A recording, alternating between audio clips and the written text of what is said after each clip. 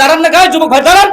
আরে দাঁড়ান, আরে দাঁড়ান না কে? আটক, কোনো যাওয়াত যাওয়াত আটক করেন, আটক না, ভয়েতে পালালে চলবে না, আটক করেন। এই এই যুবক ভাই আটক, একদম আটক, যাইতে দেওয়া হবে না। আসসালামু আলাইকুম ওয়া রাহমাতুল্লাহি ওয়া বারাকাতুহু। এখনো যারা মাহফিলের আশেপাশে ঘোরাফেরা করতেছেন এবং চায়ের দোকানে অযথা সময় ব্যয় করতেছেন, আপনাদেরকে অনুরোধ করে বলতেছি, বিনয়ের সহিত বলতেছি, আপনারা দ্রুত আজকে এই জান্নাতের টুকরায়, জান্নাতের বাগানে এসে বসে নিজের জীবনটাকে ধন্য করুন। এমনও হতে পারে আজকের মাহফিলটা আপনার জীবনের জন্য শেষ মাহফিল হয়ে যেতে পারে। কথা বলেন ঠিক কিনা? এই জন্য আপনাদেরকে অনুরোধ করে বলতেছি, এখনো যারা মাহফিলের আশেপাশে প্যান্ডেলের বাহিরে অযথা সময় ব্যয় করতেছেন, চায়ের দোকানে, হোটেলে, জীবনে খান নাই মরার খান খাচ্ছেন, জীবনে আর খাইতে পারবেন না, শেষ খান খেয়ে দ্রুত করে আজকের প্যান্ডেলে চলে আসুন। আপনার আজকের মাহফিলটা জীবনের শেষ মাহফিল হতে পারে। আপনাদেরকে অনুরোধ করে বলতেছি, অযথা সময় ব্যয় না করে দ্রুত আজকে জান্নাতের টুকরায় বসে নিজের জীবনটাকে ধন্য করুন। আসসালামু আলাইকুম ওয়া রাহমাতুল্লাহি ওয়া বারাকাতুহু। আপনারা কি আমার উপর বেজার আছেন? যেভাবে সালামের উত্তর দিলেন, মনে হয় আপনাদের সঙ্গে কতদিন আগে মনে হয় ঘুষাঘুষি কিলাকুলি হয়েছে, যার কারণে আপনারা খুব আমার উপর বেজার আছেন। আসলে কি বেজার আছেন? যদি আমার প্রতি থাকেন, খুশি তাকবীর দিবেন বেশি বেশি, লিল্লাহি তাকবীর। আপনাদের এই তাকবীর দিয়ে কিন্তু ভাই বাংলাদেশের রাম বাম নাস্তিক মোরতাদ উই পোকা সার পোকা এগুলো বাংলাদেশ থেকে বিতাড়িত করা যাবে। এমন ভাবে তাকবীর দিবেন আসমান জমিন এক করে আল্লাহর আরশের ভিতরে যে ধাক্কা দিয়ে দেয়। রাজি আছেন মুসলমান? ওই কথা তো বের হয় না। যে কটা মানুষ আছেন মনে হয় সবগুলো মরছেন। এই যে সামনেও কবরস্থান, পেছনেও কবরস্থান। আমি কি বুঝবো আপনাকে, আমি সহ আপনাকে সবাই কবরস্থান আছেন নাকি? একটু কথা বলেন, আমরা কি কবরস্থানে আছি এই মুহূর্তে? তাহলে কথা বলতে হবে। আমি বক্তা তরুণ, ওয়াজ হবে দারুণ, বলেন ইনশা। একটু জোরে বলতে হবে, আমি বক্তা তরুণ, ওয়াজ হবে দারুণ, ইনশা। মাশাআল্লাহ। ইন্নাল হামদুলিল্লাহ নাহমাদুহু ওয়া নাস্তাঈনুহু ওয়া নাস্তাগফিরুহু ওয়া নু'মিনু বিহি ওয়া নাতাওয়াক্কালু আলাইহি ونعوذ بالله من شرور أنفسنا ومن سيئات أعمالنا من يهده الله فلا مضل له ومن يضلل فلا هادي له فلن تجد له وليا مرشدا ونشهد أن لا إله إلا الله وحده لا شريك له وأن محمدا عبده ورسوله الذي أرسله بالحق بشيرا ونذيرا وداعيا إلى الله بإذنه وسراجا وقمرا منيرا فقد قال الله تعالى في كلامه المجيد والفرقانه الحميد সবাই একটু জবান ছেড়ে আমার সাথে পড়েন أعوذ بالله من الشيطان الرجيم بسم الله الرحمن الرحيم وإذا قيل لهم تعالوا إلى ما أنزل الله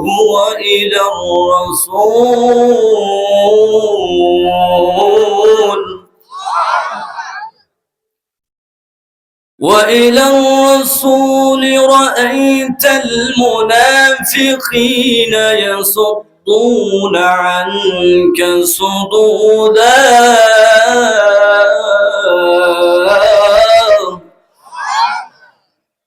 وقال رسول الله صلى الله عليه وسلم آيات المنافقين ثلاث وإذا حدث كذب وإذا وعد أخلف وإذا أؤتمن خان وقال الله تعالى في شان حبيبه إن الله وملائكته يصلون على النبي يا أيها الذين آمنوا صلوا عليه وسلموا تسليما সবাই একটু মহব্বতে দরুদ ও সালাম পড়ি আল্লাহুম্মা সাল্লি আলা মুহাম্মাদিন ওয়া আলা আলি মুহাম্মাদ কামা সাল্লাইতা আলা ইব্রাহিম ওয়া আলা আলি ইব্রাহিম ইন্নাকা হামিদুম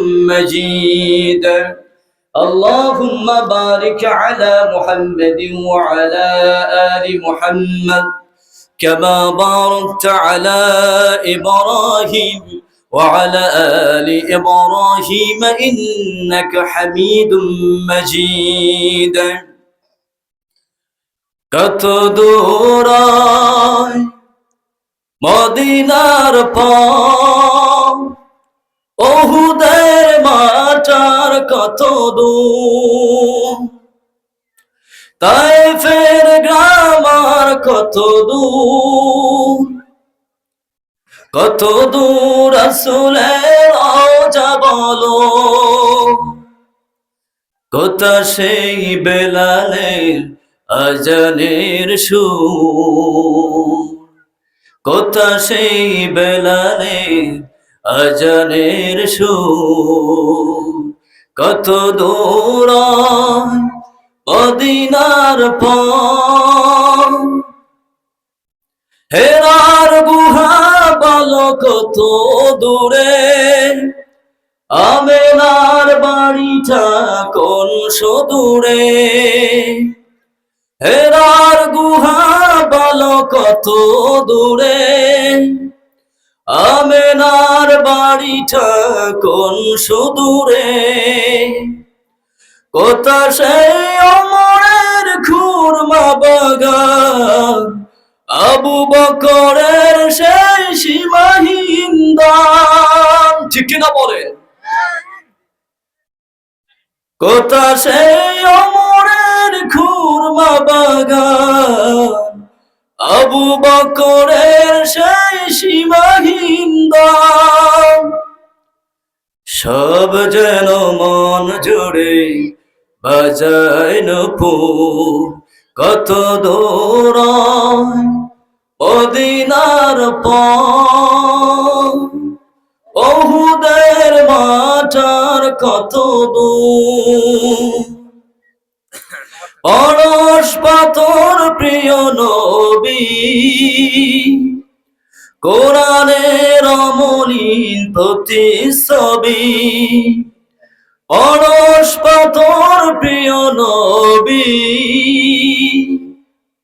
কোরআনের অমলিন প্রতিচ্ছবি মুমিনের জীবনের বাঁকে বাঁকে বদরের ওই স্মৃতি আজও ডাকে তার প্রেমে জীবন হয় সে মধুর কত দূর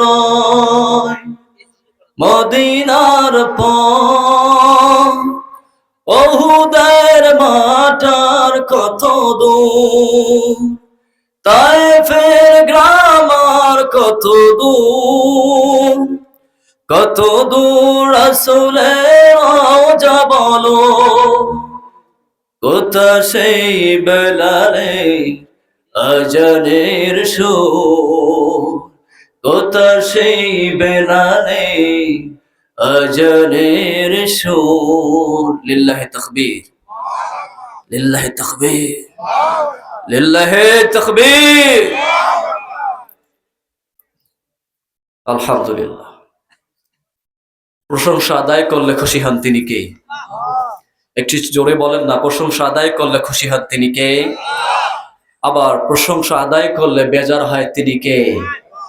মুমিন সর্বহালতে প্রশংসা করবে কার? খাওয়ার শেষে কার? একটু জোরে বলেন না, খাওয়ার শেষে কার? বর্তমান সায়েন্টিস্টরা রিসার্চ করেছে, দিনে রাতে কেউ যদি আল্লাহ তাআলার প্রশংসা বরত্ব ঘোষণা করে, আমার সাথে একটু পড়েন আল্লাহু আকবার, এই ধ্বনিটা 6 বার পরে কতবার? সায়েন্টিস্টরা রিসার্চ করেছে, কেউ যদি দিনে রাতে 6 বার যদি আল্লাহ তাআলার বরত্ব ঘোষণা করে, সায়েন্টিস্ট রিসার্চ করেছে ওই ব্যক্তির মুখে আল্লাহ প্যারালাইসিস দেবেন না। বলেন না সুবহানাল্লাহ। তো যে আল্লাহর নাম নিলে 6 বার বরত্ব ঘোষণা করলে মুখের ভেতর প্যারালাইসিস দেবে না আল্লাহ তাআলা, ওই আল্লাহর নাম নিতে কি লজ্জা আছে? তার মানে যেটা বলতে চাইবে না, তাকবীর দিতে চাইবে না, ওর মুখে আল্লাহকে প্যারালাইসিস দিতে পারে কি পারে না? আমি কি তার জন্য গদ্দোয়া করে দিব? গদ্দোয়া করে দিব না, না, গদ্দোয়া করা যাবে খবর। তার মানে দেখবেন আশেপাশে যেটা তাকবীর দিতে চাইবে না, আল্লাহর পক্ষ থেকে হতে পারে তার মুখের ভেতরে প্যারালাইসিস দিতে পারে কি পারে না? একটু আজকের মাহফিল থেকে আল্লাহর বরত্ব ঘোষণার মাধ্যমে আপনাদের তাকবীরকে আকাশ বাতাসকে প্রকম্পিত করে, আসমান জমিনকে এক করে আল্লাহর আরশের আল্লাহর ভেতর যেন ধাক্কা দেয়। আপনাদের তাকবীরের আওয়াজ শুনে এই মুহূর্তে যারা চায়ের দোকানে বসে চুমু করে চা খাচ্ছে, হোস্টেলে ভোটে খাবার খাচ্ছে, আপনাদের তাকবীরের আওয়াজ শুনে চায়ের দোকান থেকে চায়ের চুমু ছেড়ে যেন মাহফিলে আসতে বাধ্য হয়। রাজি আছেন মুসলমান? কারা কারা রাজি? একটু হাত তুলে আল্লাহকে দেখান তো। হুজুরকে মাতাল হওয়া যাবে নাকি?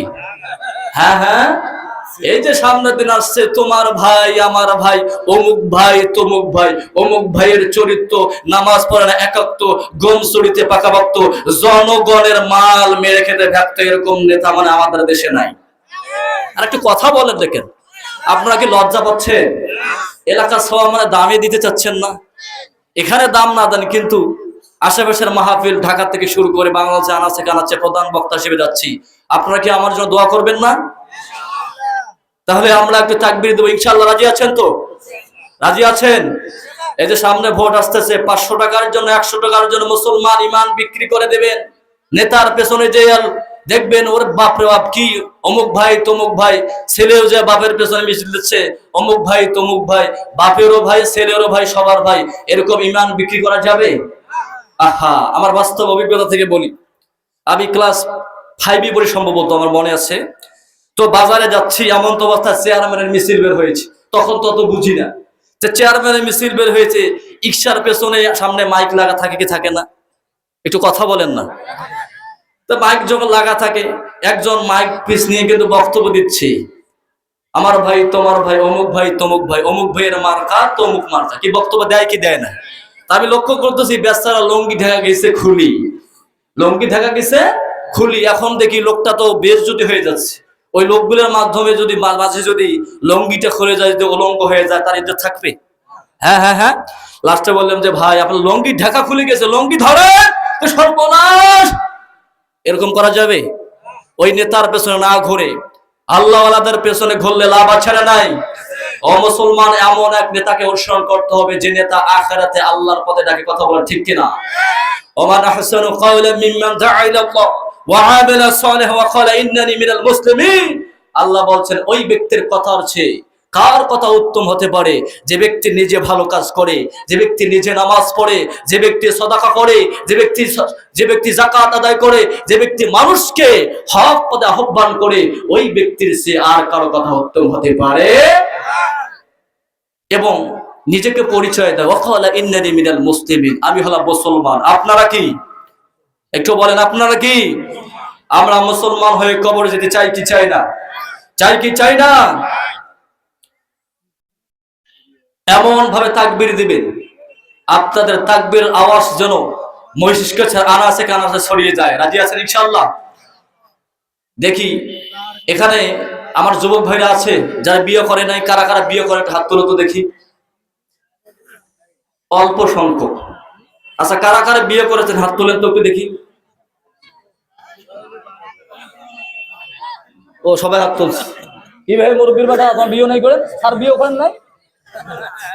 স্যার বিয়ে করছে। যাই হোক, তাহলে বিয়ে করার সংখ্যা, আগে বিয়ে করারা তাকবীর দিবে, তারপর অবিবাহিতরা তাকবীর দেখবে, দেখি কাদের তাকবীর আওয়াজটা বেশি বেশি হয়ে যায়। রাজি আছেন? আমি কিন্তু বিয়ে করার দলে। যারা বিয়ে করে নাই তারা আবার লজ্জা পেও না, ঠান্ডার দিন আসছে তো, ওরে বাপ রে বাপ, যুবক ভাইদের খুব কষ্ট, তাই না? রেডি? হাতগুলো টান টান করে, একদম টনটনা করে সোজা বরাবর ঠেলে দিবে না, যাতে আপনার হাতের আঘাতে কেউ আবার কষ্ট পায়। কোথায় তুলতে হবে? আসমানের দিকে। কোথায় তুলতে হবে? আসমানের দিকে হাতগুলো টান টান করে আল্লাহ তাআলার বরত্ব ঘোষণা করে, ওয়ারাব্বিকা ফাকাব্বির, ঘোষণা হবে কার? জোরে বলেন না কার? আগে বিয়ে তো যারা আছেন তারা তাকবীর দিবেন। এখানে কিন্তু বিচারক মন্ডলে বসে আছে, এনারাই কিন্তু ফয়সালা দেবেন। যুবক ভাইরা যারা বিয়ে করো নাই, যাবতীয় শক্তি কিন্তু গলার মাঝ বরাবর এনে আমাদের বিয়ে তোদেরকে হারিয়ে দিতে হবে। রাজি আছো তো? রাজি আছে? আগে তাকবীর দেবে বিয়ে তো ভাইরা। লিল্লাহি তাকবীর, লিল্লাহি তাকবীর, লিল্লাহি তাকবীর। মাশাআল্লাহ, মোটামুটি আওয়াজ আছে। এবার যারা বিয়ে করে নাই যুবক ভাইরা, যুবক ভাইরা, বিয়ে করাদের হারাই দিতে পারবো না? তোমরা হারাই দিতে পারবো না? লিল্লাহি তাকবীর, লিল্লাহি তাকবীর। মাশাআল্লাহ। এখন আমি বিচারক এনাদেরকে রাখছি, বলেন বিয়ে করাদের তাকবীরের আওয়াজ বেশি হয়েছে না অবিবাহিত? চাচা বলেন। হ্যাঁ হ্যাঁ, মাশাআল্লাহ, লিল্লাহি তাকবীর। বিয়ে তোরা পাশ করে না, দুই দলেই পাশ করছেন, এই মধ্যে দুই দলেই পাশ আছে। এখন বিয়ে করা তো এবং অবিবাহিত যারা আছে যুবক ভাইয়েরা এবং মুরব্বী বাবাদের সবাই একত্রিত হয়ে এক বাক্যে এক কণ্ঠে আসমান জমিন প্রকম্পিত করে আল্লাহ তাআলার ভারত্ব ঘোষণা করবে, লিল্লাহি তাকবীর, লিল্লাহি তাকবীর। আল কোরআনের আলো, আল হাদিসের আলো, সুদ ঘুষের আলো তখনও জানো কি করবেন? সুদ ঘুষ এমন ভাবে ছড়িয়ে পড়েছে, সুদ ঘুষ মনে আমাদের এলাকায় নাই, সুদ মনে আমাদের এলাকায় নাই না? ও আছে, আছে। সুদ একটা হচ্ছে মারাত্মকতম একটা গুনাহ, আল্লাহটা আমাদের জন্য হারাম করেছেন। আল্লাহ আমাদেরকে সুদী কারবারি থেকে আল্লাহ আমাদেরকে বাঁচায় রাখুক, পড়েন আমিন। সর্বসুদের 70টি শাখা প্রশাখার গুনাহ রয়েছে, গুনার শাখা রয়েছে। সর্বনিম্ন সুদের গুনার শাখা হচ্ছে তার আপন মায়ের সঙ্গে জেনা করা, বলেন নাউযুবিল্লাহ। আবার প্রাণপ্রিয় ভাইয়েরা, আসেন আমি মূল আলোচনায় চলে যাই। বারোঘড়িয়া চান্দামারি জামে মসজিদ উন্নয়ন লক্ষ্যে দ্বিতীয়তম ওয়াজ মাহফিল এর সম্মানিত আজকের মাহফিলের প্রধান আকর্ষণ, প্রধান বক্তা মুফাসসির কোরআন ও ইসলামিক গবেষক আলহাজ মাওলানা মুফতি আমিনুল ইসলাম ফারুকী, মুহতামিম দারুস সালাম মাদ্রাসা ও খতিব দারুস সালাম কমপ্লেক্স মসজিদ গাজীপুর, হযরতকে আল্লাহ তাআলা ইসলামের জন্য কবুল করে, পড়েন আমিন। আজকের মাহফিলের সম্মানিত প্রধান অতিথি জনাব মোহাম্মদ মমতাজ আলী শান্ত, বিশিষ্ট ব্যবসায়ী, সমাজসেবক, শিক্ষানুরাগী, কালীগঞ্জ আলমনিহাট। উনি কি আসছেন? আল্লাহ ওনাকে শ্রেষ্ঠতা নিয়ে খায়াত দারাজ করুক, পড়েন আমিন। এবং আজকের মাহফিলের সম্মানিত সভাপতি জনাব মোহাম্মদ শহীদুর রহমান, উনি উপস্থিত আছেন, আল্লাহ ওনাকে ইসলামের জন্য কবুল করে, পড়েন আমিন। এবং আরো উপস্থিত রয়েছেন আমার শ্রদ্ধাভাজন চাচা আলহাজ দেলাওয়ার হোসেন সাহেব, আরো উপস্থিত আছেন আমার চাচা আলহাজ আব্দুল সাত্তার সাহেব, আরো উপস্থিত আছেন আমার শ্রদ্ধাভাজন শিক্ষক কামরুল হাসান স্যার সহ, এবং মঞ্চে উপস্থিত অনেক আমার শ্রদ্ধাভাজন ব্যক্তি বর্গ, এবং আমার সামনে বসা আছেন আমার যুবক ভাইয়েরা, আমার এলাকার ধর্মপ্রাণ মুসলমান বাবাজিরা, এবং আমার মুরব্বী নিজাম যারা আছেন তারা সবাই, এবং পর্দার অন্তরালে আমার রয়েছেন মা বোনেরা, সবাইকে আবার সালাম, আসসালামু আলাইকুম ওয়া রাহমাতুল্লাহ। আপনারা কি ঠান্ডা হয়ে গেলেন নাকি? ঠান্ডা হয়ে গেলেন? তার মানে প্রশংসা আদায় করলে বান্দার জন্য নিয়ামত বাড়ায় দেন তিনি কে? একটু জোরে বলেন কে? আচ্ছা, আপনারা সুলাইমান নবীর নাম শুনেছেন? সুলাইমান নবীর নাম শুনেছেন আপনারা? শুনেছেন না? আপনাদের কাছে আমি প্রশ্ন রাখলাম, পৃথিবীতে দুইজন মানুষকে আল্লাহ বাদশাহিত্য দান করেছিলেন, কয়জন? একটু জোরে বলেন না, কয়জন? কে বলতে পারবেন দুইজন ব্যক্তিকে? বলেন। মারহাবা বলেন। দুইজন ব্যক্তি, একজন হলো সুলাইমান আলাইহিস সালাতু সালাম, আরেকজন হলো যুলকারনাইন ওরফে বাদশা সেকেন্দার। ওরফে বাদশা সেকেন্দারকে আল্লাহ তাআলা এই দুইজনকে তাম পৃথিবীর বাদশাহিত্ব দান করেছিলেন।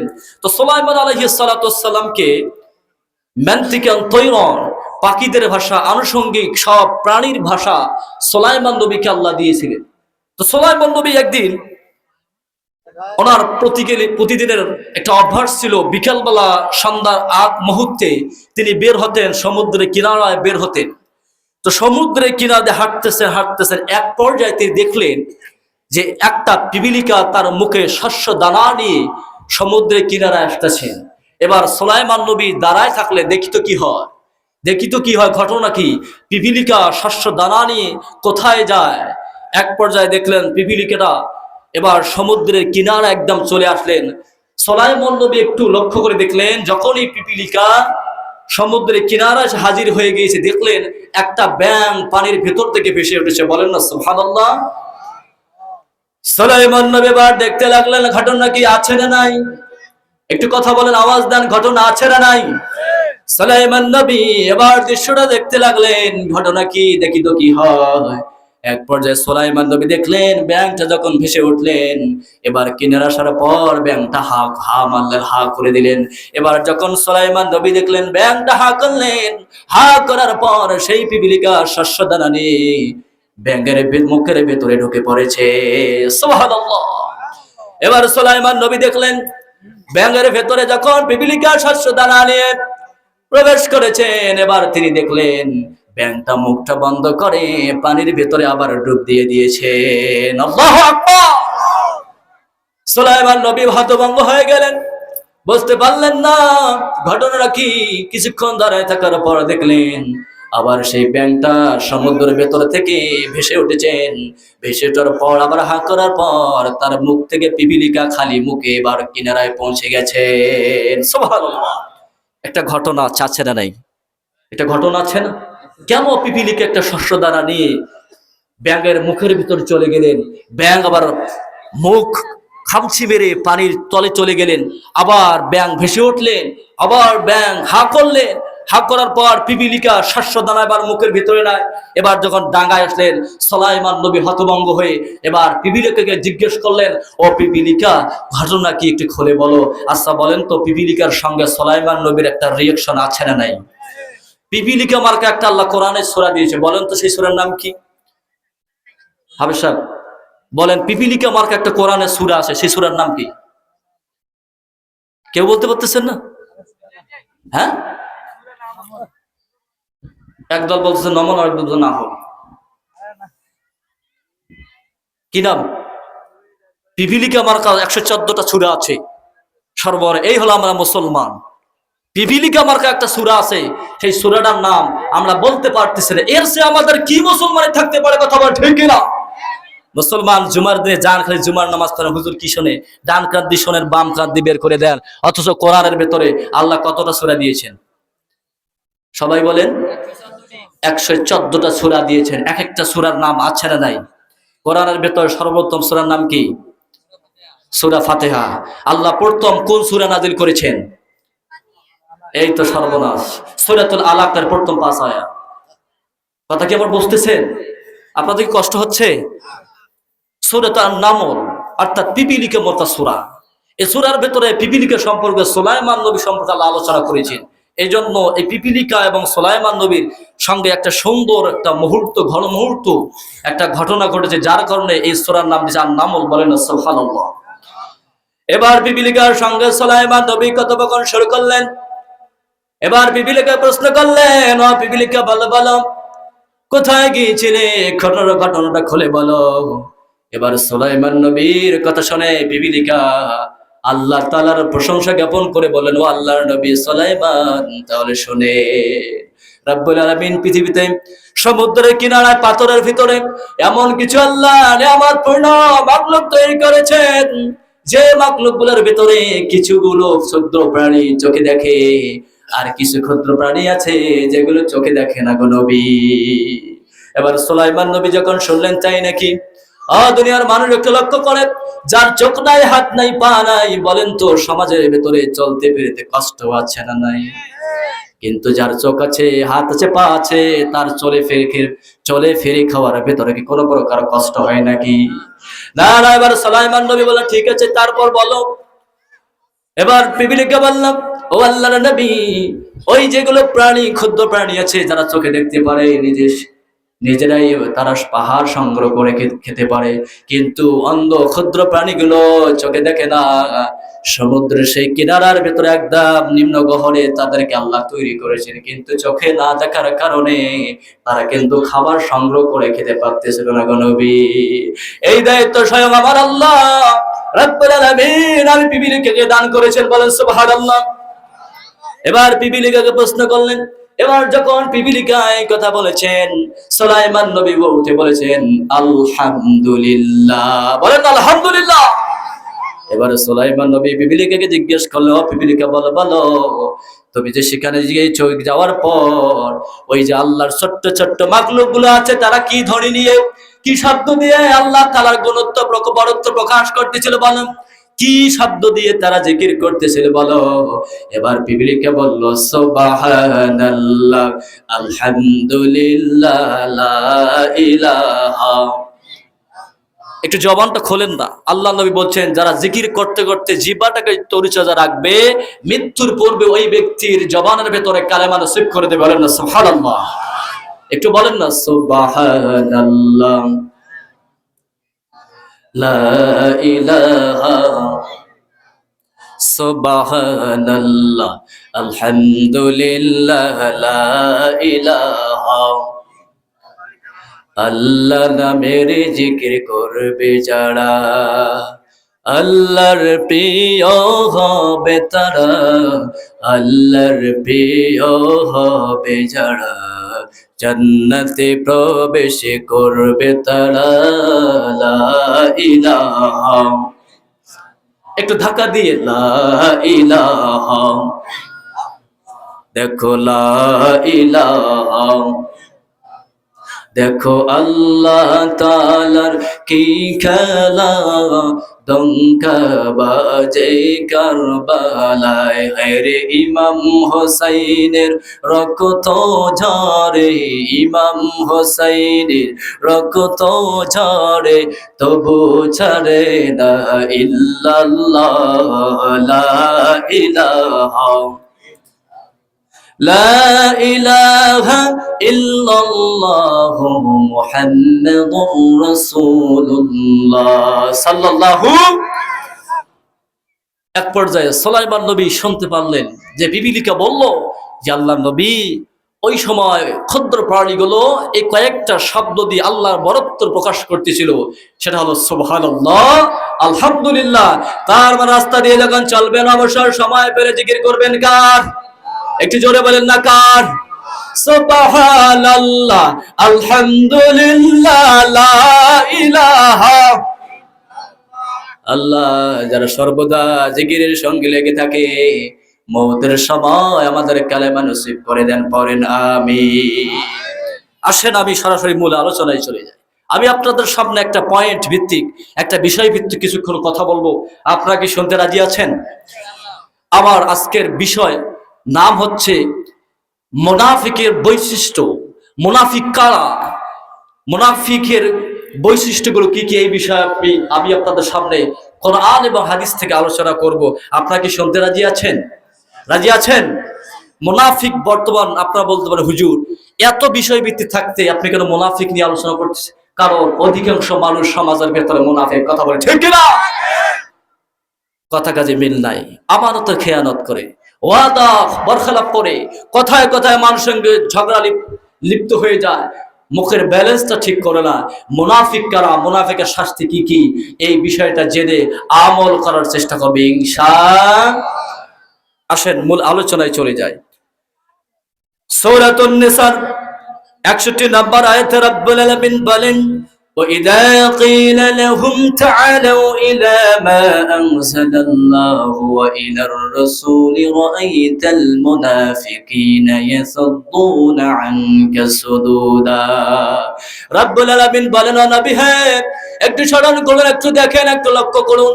ওয়াইদা কিলা লাহুম তাআলাউ ইলা মা আনজালাল্লাহ, ও নবী, ওয়াইদা মানে যখন, কিলা মানে তাদেরকে বলা হয়, ওয়াইদা কিলা তাআলাউ ইলা, তোমরা দেখে আসো, মা আনজালাল্লাহ, আল্লাহ যা নাযিল করেছেন, ওয়া ইলার রাসূল, এবং রাসূলের দিকে তোমরা আসো।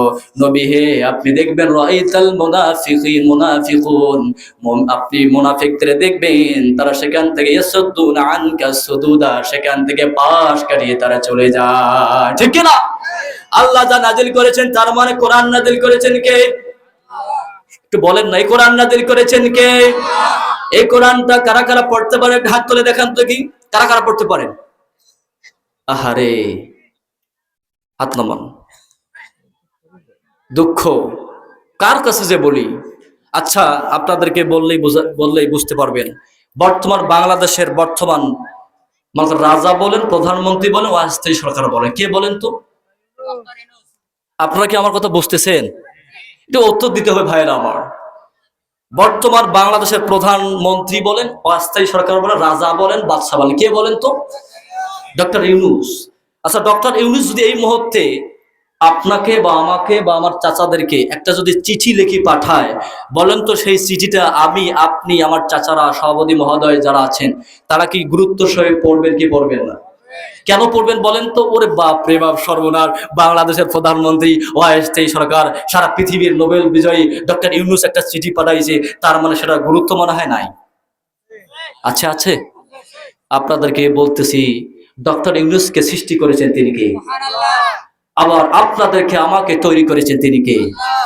যে আল্লাহ ডক্টর ইউনূসকে তৈরি করেছেন, তামাম পৃথিবী তৈরি করে সৃষ্টি করেছেন, সামান্য একজন কর্মচারী, আমাদের খাদেম, আমাদের গোলাম ডক্টর ইউনূস যদি একটা চিঠি যদি পাঠায়, জনগণের খাদেম, জনগণের চাকর যদি আপনাকে একটা চিঠি পাঠায়, সেই চাকরের, সেই খাদেমের যে চিঠিটা আপনি মূল্য দিয়ে পড়েন, যে আল্লাহ যে আসমান জমিন তৈরি করেছেন, যে আল্লাহ ডক্টর ইউনূসকে সৃষ্টি করেছেন, আপনাকে সৃষ্টি করেছেন, আমাকে সৃষ্টি করেছেন, সেই আল্লাহর চিঠিটা একবার খুলে পড়লেন না, আল্লাহর কাছে কি জবাব দেবেন? কথা বলেন মুসলমান।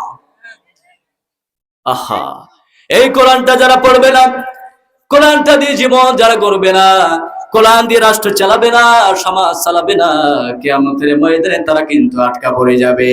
ঠিক কি না? রাব্বুল আলামিন বলেন, ওয়ামান আ'রাদা আন যিকরি ফাইন্না লাহু মাঈশাতান দানকা ওয়া নাহশুরুহু ইয়াওমাল কিয়ামাতি আমা। আল্লাহ বলেন, নবী একটু লক্ষ্য করুন, দুনিয়ার মানুষ একটু লক্ষ্য করুন। আল্লাহ বললেন, ওয়ামান আ'রাদা আন যিকর, আল্লাহর কোরআন থেকে, আল্লাহর এই জিকির থেকে যারা মুখটা ফেরায় নেয়, মাঈশাতান দানকা, নবী হে জানায় দেন, আমি আল্লাহ তাদের জীবনটাকে দুনিয়া এবং আখিরাতে সংকুচিত করে দিব। যারা এই কোরআন থেকে মুখটা ফেরায় নেয়, কোরআন পড়ে না, কোরআন দিয়ে জীবন পরিচালনা করতে চায় না, আল্লাহ বলছেন যে আমি তাদের জীবনটাকে সংকুচিত করে দেব। দুনিয়ার সংকুচিত জীবন মানে অভাব লেগে থাকবে, সম্মান মানুষ করবে না, নুন আনতে পান্তা ফুরায়, পান্তা আনতে নুন ফুরায়, এরকম লোক সমাজে আছে না নাই? কথা বলেন, আছে।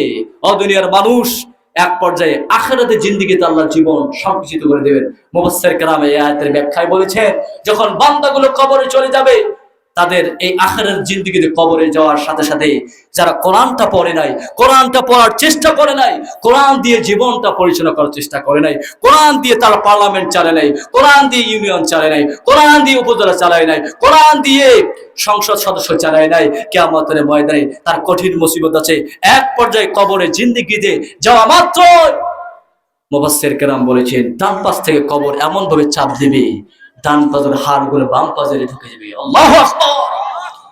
শুধু তাই নয়, কোরআন যারা পড়বে না, কোরআন দিয়ে জীবন পরিচালনা করবে না, ওই সময় আখিরাতে জিন্দেগি যাওয়া মাত্রই, কবরের জিন্দেগি যাওয়া মাত্রই এবার বাম পাশ থেকে এমন ভাবে কবরে চাপ দিবে, বাম পাশে এবার কিন্তু ডান পাশে ঢুকে যাবে। তারপর আল্লাহ বললেন, অতঃপর ইয়াউমাল কিয়ামাতি আমা, আর কিয়ামতের ময়দানে বান্দাগুলোকে রব্বুল আলামিন অন্ধ অবস্থায় উঠাবেন। কি অবস্থায় উঠাবেন? আজকে আপনারা আমরা কি দেখতে পাই কি পাই না? ওহরে মুসলমান, চোখ দিয়ে দেখার পর আল্লাহর কোরআনটা ধরলেন না, কোরআনটা পড়লেন না, কোরআন দিয়ে জীবন গড়ার চেষ্টা করলেন না, কিয়ামতের ময়দানে আজকে দুনিয়াতে যারা কোরআন পড়বে না, জীবন করবে না, কিয়ামতের ময়দানে ইয়াউমাল কিয়ামাতি আমা, কিয়ামতের ময়দানে অন্ধ অবস্থায় উঠাবেন তিনি কে? যখন আমরা সেই দিন অন্ধ অবস্থায় উঠবো, আল্লাহর কাছে বলবো, আমার রব, ক্বালা রাব্বি লিমা হাশারতানি আমা, ও আল্লাহ, কিয়ামতের ময়দানে আজকে আমাদেরকে কেন অন্ধ অবস্থায় উঠালেন? ওয়াকাদ কুনতা বাসীরা, ও আল্লাহ, দুনিয়াতে আমরা কিন্তু দেখতে পেয়েছিলাম। আল্লাহ, আমরা দুনিয়াতে অন্ধ ছিলাম না, দুনিয়াতে চক্ষু মানছিলাম, চোখ দিয়ে সব সময় দেখতাম, কিন্তু কিয়ামতের ময়দানে ও আমার রব, ও আমার আল্লাহ, কেন আজকে অন্ধ অবস্থায় উঠালেন? তখন আমার আল্লাহ তাআলা বলবেন, ক্বালা কাযালিকা আতাতকা আয়াতুনা ফানাসিতাহা, ও দুনিয়ার মানুষ, তোমাদের সামনে যখন আমার কোরআনের আয়াতগুলো যেত, আলেম ওলামারা কোরআনের তাফসীর পড়ে পড়ে শোনাতো, শোনার পর কোরআন থেকে মুখটা ফেরাই নিয়েছো, এজন্য শাস্তি স্বরূপ হিসেবে আমি আল্লাহ তাআলা তোমাদেরকে অন্ধ অবস্থায় কিয়ামতে উঠাইছি। এরপর আল্লাহ বলবেন, ওয়াকাযালিকা ইয়াউমা তুনসা, ওয়াকাযালিকা ইয়াউমা তুনসা, ও আমার বান্দারা, কোরআনকে দুনিয়াতে যেমনি করে তোমরা ভুলে গিয়েছিলা, আমি আল্লাহ তাআলা কিয়ামতের ময়দানে কোরআনকে ভুলে যাওয়ার কারণে আমি আল্লাহ তোমাদেরকে কিয়ামতের ময়দানে ভুলে গেলাম। ও দুনিয়ার মানুষ, যদি আল্লাহ কিয়ামতের ময়দানে আপনাকে আমাকে যদি ভুলে যায়, আমাদের জাহান্নাম ছাড়া কোনো ভয় আছে? ও মুসলমান, আপনাদের কাছে আমি দাবি রাখলাম, অনুরোধ করলাম, যে আল্লাহ আমাদের জন্য গাইডলাইন পাঠিয়েছেন, ওয়ানাজ্জালা আলাইকাল কিতাবা তিবয়ানান লিকুল্লি শাই ওয়া হুদান ওয়া রাহমাতান ওয়া বুশরা লিল মুসলিমিন, এটা এমন একটা কিতাব, সর্ববিষয়ে কিতাবের ভিতরে দিয়েছেন তিনি কে? এর ভেতরে কি বিন্দু পরিমাণ ভুল আছে? মা ফাররাতনা ফিল কিতাবি মিন শাই, আল্লাহ এর ভেতরে বিন্দু পরিমাণ ত্রুটি রাখে। আপনাদেরকে এখন অনুরোধ করে বলতেছি, মৃত্যু আসার পূর্বে আজকে এই মাহফিল থেকে নিয়াত করব, আল্লাহ যতদিন বাঁচবো, মৃত্যুর আগ আসার পূর্ব মুহূর্তে এই কোরআনটা পড়ার চেষ্টা করব। কারা রাজি আছেন? দুহাত তোলা, আল্লাহকে দেখাই। কে রাজি নেই আপনারা? লিল্লাহি তাকবীর, লিল্লাহি তাকবীর। হাত নামাবেন না, হাত নামাবেন না, হাত নামাবেন না। আল্লাহর সিসি ক্যামেরা দিয়ে পার্লামেন্ট থেকে এগুলো ফটোকপি ভিডিও করে নেওয়া হচ্ছে। আল্লাহ কিয়ামতের ময়দানে আজকে যারা এখানে নিয়ত করেছে, এই অবস্থায় যদি কেউ মারা যায়, আল্লাহ তার কিয়ামতের ময়দানে আল্লাহ যা তাকে মাফ করে দেয়, পরে না? আমিন। ইনশাআল্লাহ নিয়ত করেছেন আপনারা? হাত নামান। সূরাতুন নিসার 61 নম্বর আয়াত যখন আল্লাহ রাসূলের উপর নাজিল করা হলো, এর পেছনে একটা ব্যাখ্যা আছে, শানে নুজুল আছে, আপনাদেরকে শোনাচ্ছি, একটু শোনেন। ওই সময় একজন মুসলমান আর একজন ইহুদির ভেতরে পানি নিয়ে একটা বিষয় নিয়ে দ্বন্দ্ব লেগেছে। এক পর্যায়ে যখন দ্বন্দ্ব লেগেছে, মুসলমান বলল, চলো এই বিচারের মীমাংসার জন্য আমরা ইহুদিদের লিডার আছে কাব বিন আশরাফ, ইহুদিদের লিডার কাব বিন আশরাফ, তার কাছে যায়, তিনি সুন্দর বিচার করে দিতে পারেন। এবার ইহুদি বলল, না, তোমাদের নবী, মুসলমানদের নবী হযরত মুহাম্মদ সাল্লাল্লাহু, তার কাছে গেলে সঠিক বিচার পাওয়া যায়। বলেন তো, বিশ্বনবীজি কখনো কি বিচার এদিক সেদিক করেছেন? এই যে ইহুদিদের লিডার কাব বিন আশরাফ টাকা খেয়ে এদিক সেদিক বিচার করতো সেই জামানা। আজকের জামানায় অনেক বিচারক নেতারা আছে, টাকা পেলে বিচার এদিক সেদিক করে, কথা বলে ঠিক কিনা? ও মুসলমানরা কোর্টের ভিতরে যাবেন, ভালো মানুষদেরকে হয়রানি করে, নির্যাতনের শিকার করে ভালো মানুষদেরকে জেলের 14 শিকরে ঢুকাই দেয়, কথা বলে ঠিক কিনা? আজকে আল্লামা দেলোয়ার হোসেন সাঈদী রাহিমাহুল্লাহ 53 থেকে 55 বছর কোরআনের খেদমত করেছে, কোরআনের বাণী তাম পৃথিবীর মধ্যে ছড়িয়ে দিয়েছে। শত শত বেধর্মীরা মুসলমান হয়েছে ওনার হাতে কালেমা পড়ে। সেই আল্লামা দেলোয়ার হোসেন সাঈদী রাহিমাহুল্লাহ কবরে চলে গেছে, আল্লাহ ওনাকে মাফ করে পড়ে না। আমিন। এই সাঈদী সাহেবকে মিথ্যা ট্যাগ, রাজাকারের ট্যাগ লাগিয়ে 13টা বছর জেলখানার মধ্যে আবদ্ধ করে তাকে নির্যাতন করা হয়েছে, কথা বলে ঠিক না? আহারে, অল্প একটু জায়গার ভেতরে ওখানেই খাওয়া দাওয়া, ওখানেই শোয়া, কি কষ্টটা দিয়ে ওনাকে রাখা হয়েছে। উনি বলেছিল যে সেই সময় ওনার ছেলেদেরকে বলেছিল যে আমার 2টা মাত্র মৃত্যুর পূর্বে ইচ্ছা। কয়টা? 2টা আশা, আল্লাহ যেন 2টা আশা আমার পুরা করে দেয়। একটা আশা হলো আমি যেন আবার জেল থেকে বেরিয়ে যেন কোরআনের কথাগুলো বলতে পারি, বলেন না সুবহানাল্লাহ। 2 নম্বর আশা হলো আমার আমাকে যে ট্যাগ লাগিয়ে দেওয়া হয়েছে আমি রাজাকার, এই রাজাকার ট্যাগ থেকে যেন আমার আল্লাহ তাআলা হেফাজত করে, এই ট্যাগ থেকে যেন আল্লাহ তাআলা মুক্তি দেয়। এক নম্বর ওনার আশা ছিল, আল্লাহ আমি যেন কোরআনের ময়দানে বের হয়ে যেতে পেরে কোরআনের ময়দানে ফিরে যেতে পারি, হক কথাগুলো আবার বলতে পারি। দ্বিতীয় হলো, উনি ওনার সন্তান যখন মারা গেল, ওনার মৃত সন্তানের কসম করে বলছে, আল্লাহ আমার মৃত সন্তানের কসম করে বলতেছি আমি ৭১ রাজাকার ছিলাম না, রাজাকার ছিলাম না। ও মুসলমান, আপনারাই সাক্ষ্য দেন, বলেন আল্লামা দেলোয়ার হোসেন সাঈদী রহমাতুল্লাহ কি রাজাকার ছিল? আরে আসতে বলতেছেন কেন? আপনারা যেভাবে বলতেছেন মনে হয় রাজাকার ছিল। একটু চিল্লায় বলতে হবে, আল্লামা দেলোয়ার হোসেন সাঈদী রহমাতুল্লাহ কি রাজাকার ছিল? যারা রাজাকারের ট্যাগ লাগাই দিয়েছে তারা কিন্তু বাংলার জমিনে টিকতে পারে। যারা এই পর্যন্ত বাংলার জমিনে আছেন, আমরা তাদেরকে দোয়া করি আল্লাহ যেন তাদেরকে হেদায়েত নসিব করে, পড়েন আমিন। আমার প্রাণ প্রিয় ভাইয়েরা, এখানে আওয়ামী লীগের লোক, বিএনপির লোক, জামাত, শিবির, অন্যান্য দলের লোক আছে না নাই? আমরা কোরআনের কথা বলতে কি ভয় পাই? আজকে ফেসবুকে আসার সময় দেখলাম বিএনপির এক কর্মী বলতেছেন যে আল্লাহর পরে রাসূলের যেমন মর্যাদা, রাসূলের পরে ফাতেমা রাদিয়াল্লাহু তাআলা আনহার যেমন মর্যাদা, তেমনি বেগম খালেদা জিয়ার মর্যাদা আমার কাছে তেমন। বলেন নাউযুবিল্লাহ। কিসে আর কিসে ধানে আর কিসে আর কিসে ধানে আর ফালাক ফালাক করে ফেলাক। মিথ্যা বললাম মনে হয়? ফেলাক করে না? দেখেন, খালেদা জিয়া বাংলাদেশের একজন সংগ্রামী নেত্রী ছিলেন। উনি জালিমদের কাছে, অন্যান্য দলের কাছে মাথা নত করে সংগ্রামী নেত্রী ছিলেন। উনি ওনার দলের নেতা কর্মীদেরকে ছেড়ে চলে যায়।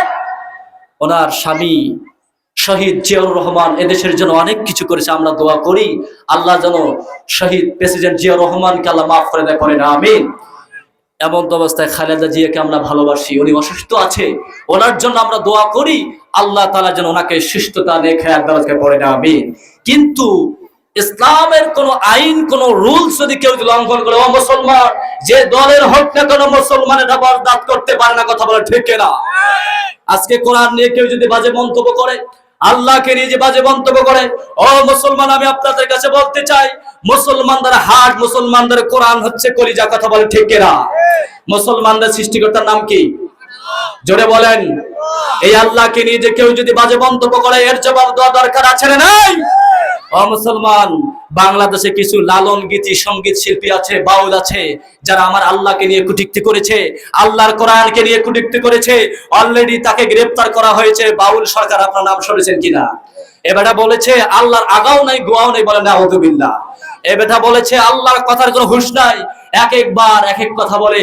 আল্লাহ এক জায়গায় বলে আল্লাহকে কলম তৈরি করেছেন, এক জায়গায় আল্লাহ বলে আল্লাহকে নবীর নূর তৈরি করেছেন, এক জায়গায় বলে আল্লাহ আরশ তৈরি করেছেন। এই ব্যথা আমার কোরআনুল কারীমের সর্বশেষ একটা সূরা, সূরাতুন নাস নিয়ে বাজে মন্তব্য করেছে। বলেছে মোল্লারা নাচ গানের কথা খুঁজে পায় না, অথচ আল্লাহ সূরাতুন নাসের ভেতরে কুল আউযু বিরাব্বিন, একটু বলেন না, কুল আউযু বি মালিকিন ইলাহিন। মোল্লারা তোমরা খুঁজে পাও না গান বাজনার কথা, কিন্তু আল্লাহ এই ছোট্ট সূরা নাসের ভেতরে বারবার নাচতে বলেছেন, বলেন নাউযুবিল্লাহ। আমরা বাংলাদেশ সরকার বর্তমান যিনি আছে তাদেরকে বলতে চাই, পুলিশের আইজিবি মহোদয়কে আমরা জানাতে চাই, তাকে গ্রেফতার করা হয়েছে, কিন্তু বাংলার জমিনে যদি আবার তাকে যদি বেকসুর খালাস দেওয়া হয়, বাংলার জমিনে মুসলমানদের জীবনে এক ফোঁটা রক্ত তাজা থাকা, শরীরে থাকা পর্যন্ত ওর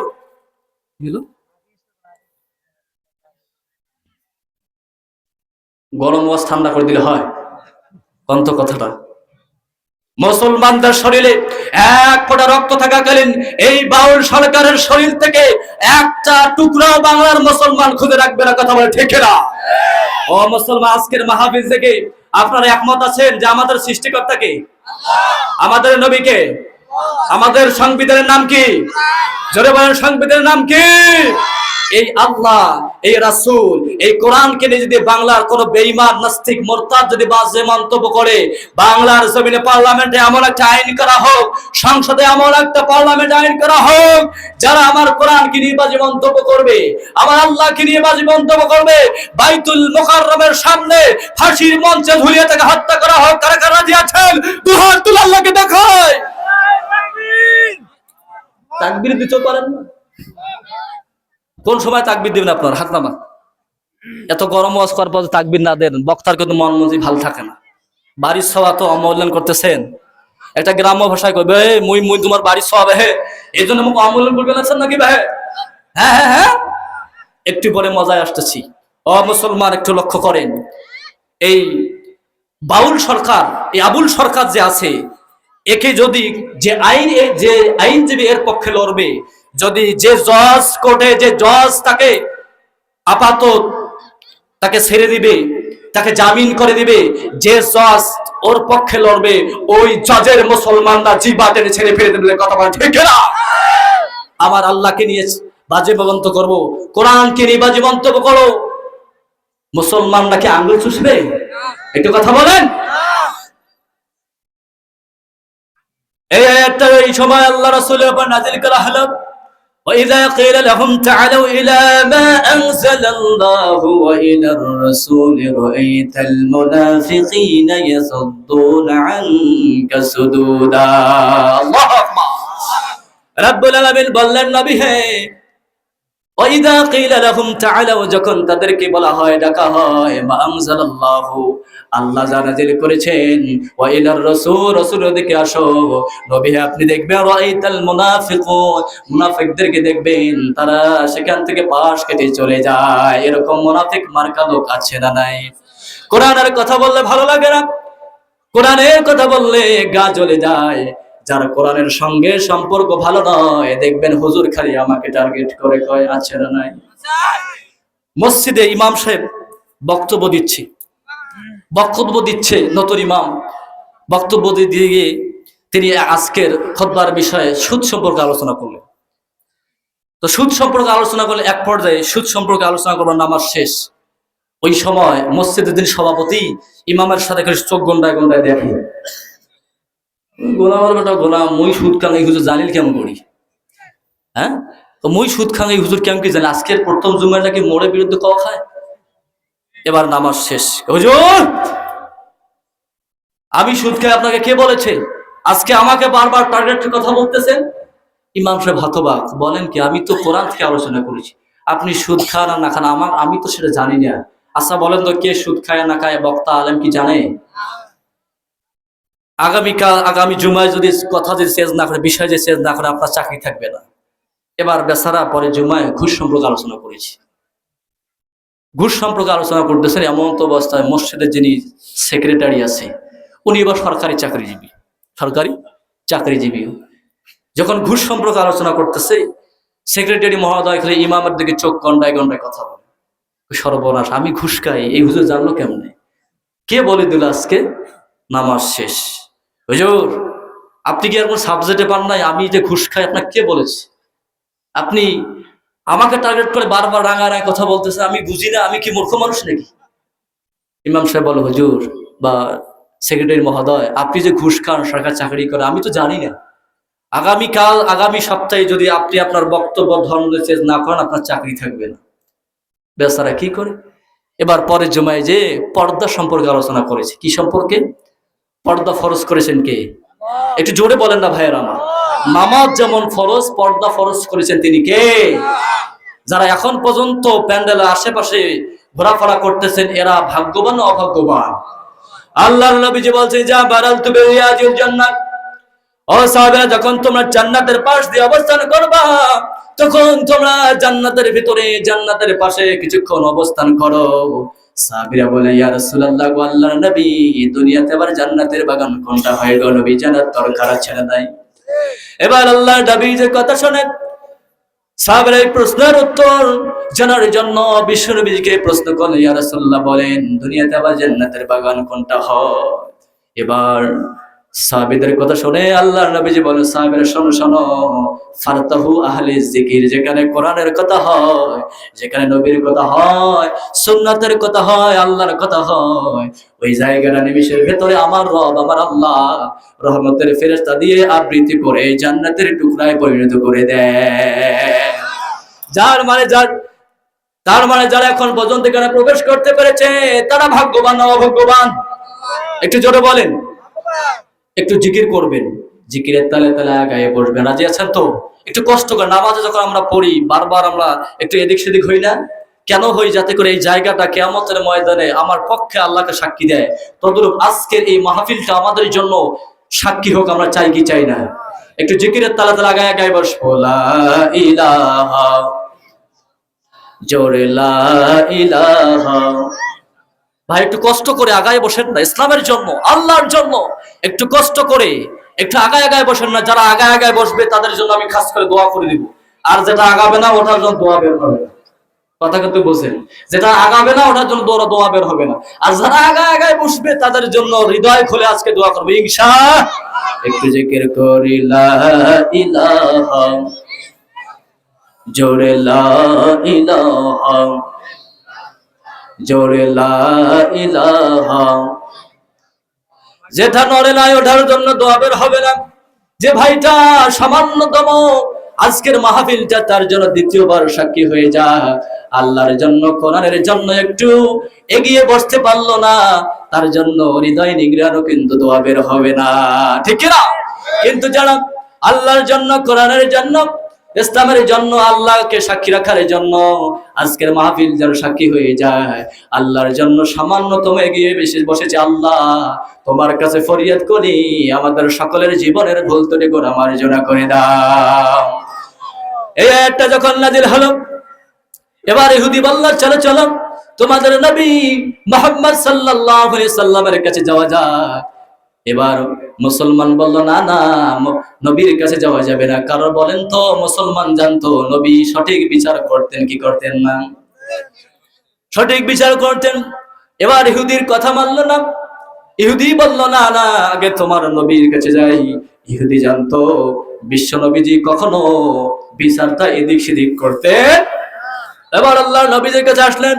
আসার পর বললেন ইয়া রাসূলুল্লাহ, ওগো আল্লাহর নবী, ইয়া রাসূলুল্লাহ, এরকম একটা ঘটনা ঘটছে, আপনি বিচার করে দেন। বিশ্ব নবীদের ফয়সালা হলো দুই পক্ষের যাবতীয় বায়োডাটা তথ্য যাবতীয় যাচাই বাছাই করার পর বিশ্ব নবীজি কিন্তু রায় দিতেন। এবার যখন সবকিছু যাচাই বাছাই হয়ে গেল, আল্লাহর নবীজি এবার যাচাই বাছাই করার পর এবার আল্লাহর নবী ইহুদির পক্ষে রায় দিয়েছেন। বলেন সুবহানাল্লাহ। আল্লাহর নবীজি ইহুদির পক্ষে রায় দিয়েছেন। ইহুদি ঠিক, মুসলমান বিশ্ব নবীজির বিচারকে অপছন্দ করলেন।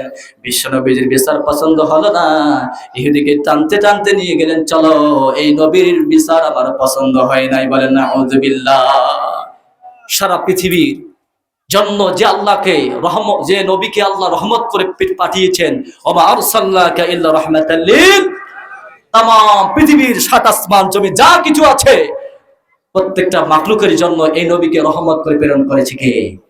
এই নবীর বিচার যখন এই মুসলমান প্রত্যাখ্যান করলো, বলেন তো এই মুসলমান কি আর মুসলমান আছে? তার মানে সে হচ্ছে মুনাফিক। সে কি? মুনাফিক। এক পর্যায়ে ইহুদিকে টানতে টানতে বললেন যে আমার এই বিচার পছন্দ হয় নেই, তাহলে কি করা যায়, চলো তোমাদের লিডার, ইহুদিদের লিডার কাব বিন আশরাফের কাছে যাওয়ার পূর্বে আমরা ওমরের দরবারে যাই, দেখি ওমর কোন বিচারটা করে দেয়। এবার ইহুদি যাইতে চাচ্ছিলেন না, জোর করে এবার ওমরের কাছে চলে গেলেন। যাওয়ার পর ওমর রাদিয়াল্লাহু তাআলা আনহুর বাড়িতে যে তার দরজার ভেতর কারাঘাত করলেন। এবার ভিতর থেকে আওয়াজ আসলো, কে কে? তখন মুসলমান ইহুদি বলল যে আমরা আপনার কাছে এসেছি। তখন দরজা খুলে এবার ওমর রাদিয়াল্লাহু তাআলা আনহু বের হয়ে আসে, দেখলেন একজন মুসলমান আর এক ইহুদি দাঁড়ায় আছে। বললেন কি জন্য তোমরা এসেছো একটু বলো। এবার মুসলমান বললেন যে আমরা আল্লাহর নবীদের কাছে আমাদের মীমাংসা করার জন্য বিচার নিয়ে গিয়েছি, কিন্তু আল্লাহর নবী যে বিচার করেছে আমার এটা পছন্দ হয়। যখন এই মুসলমানের কথা বলেছে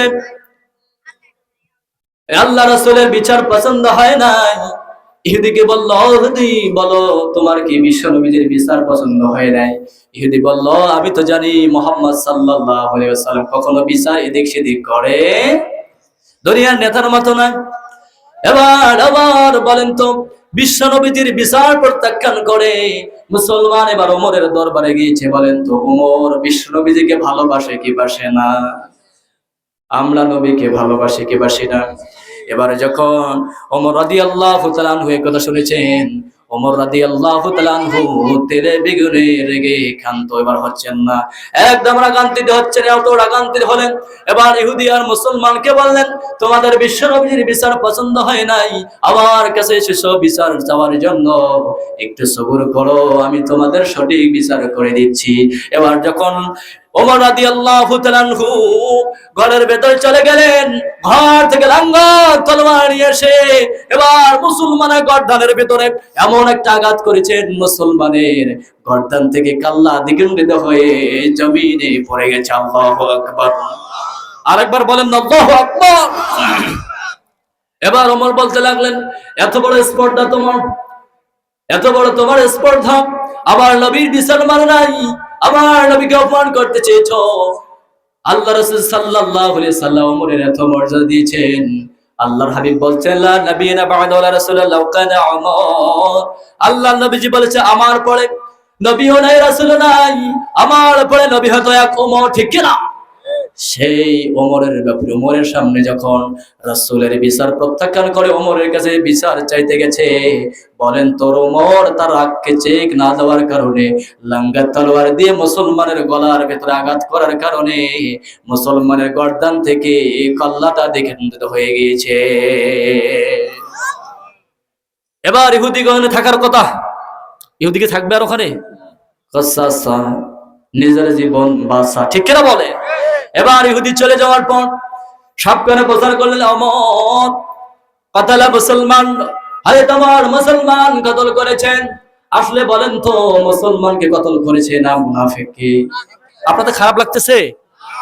মুসলমানকে হত্যা করেছে না মুনাফিককে? মুনাফিককে হত্যা করেছেন।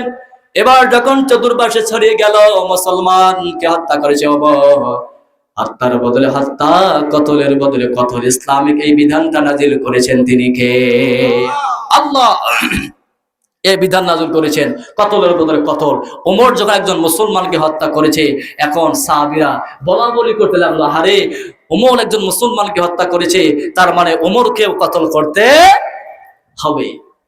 এবার আল্লাহর নবীদের কাছে খবর চলে গেল, আল্লাহর নবীদের কাছে খবর চলে গেল।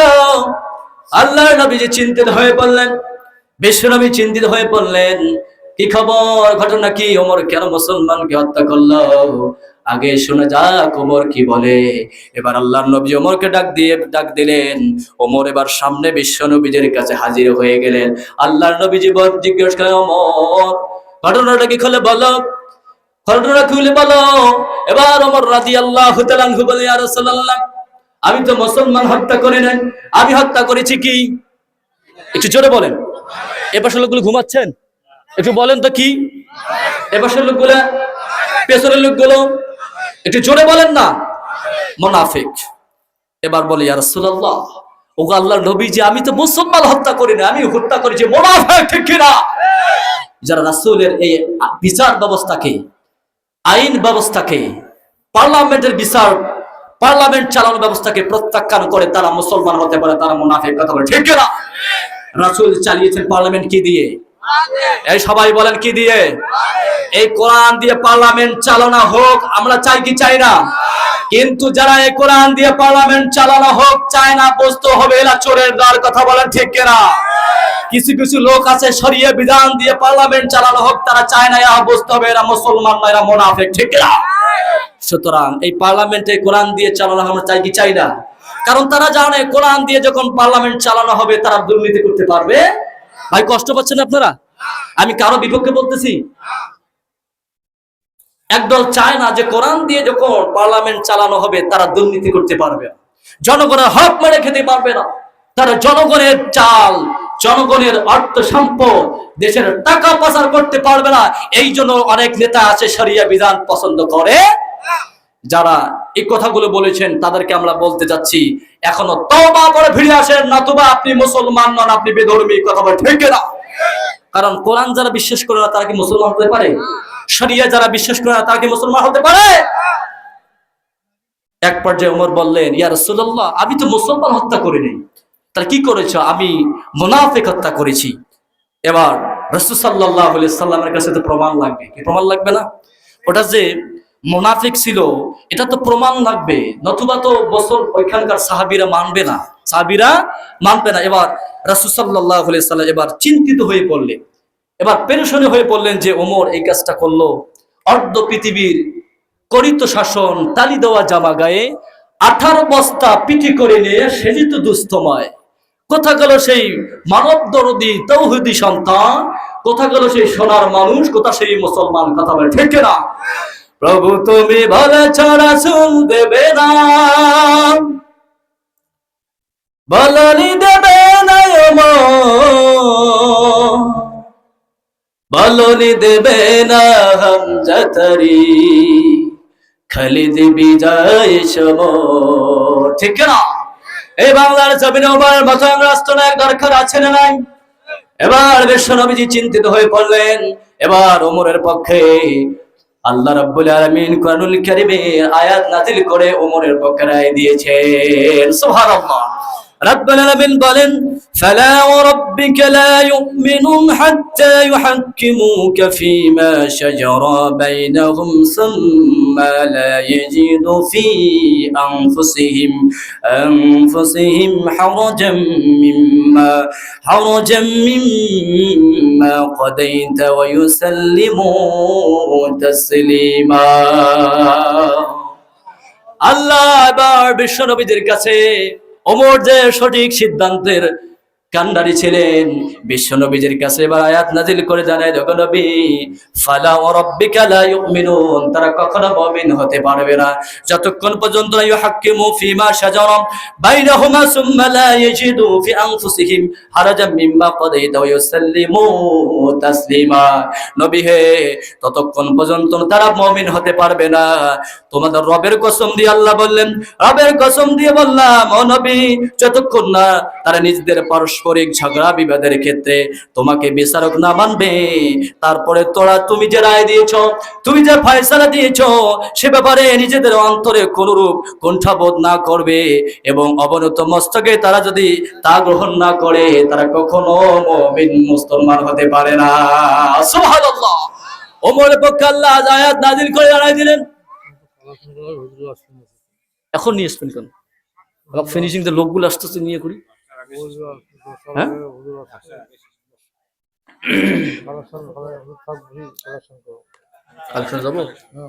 কালেকশন যাবো। এবার ওমরের পক্ষে আল্লাহ আয়াত নাযিল করলেন।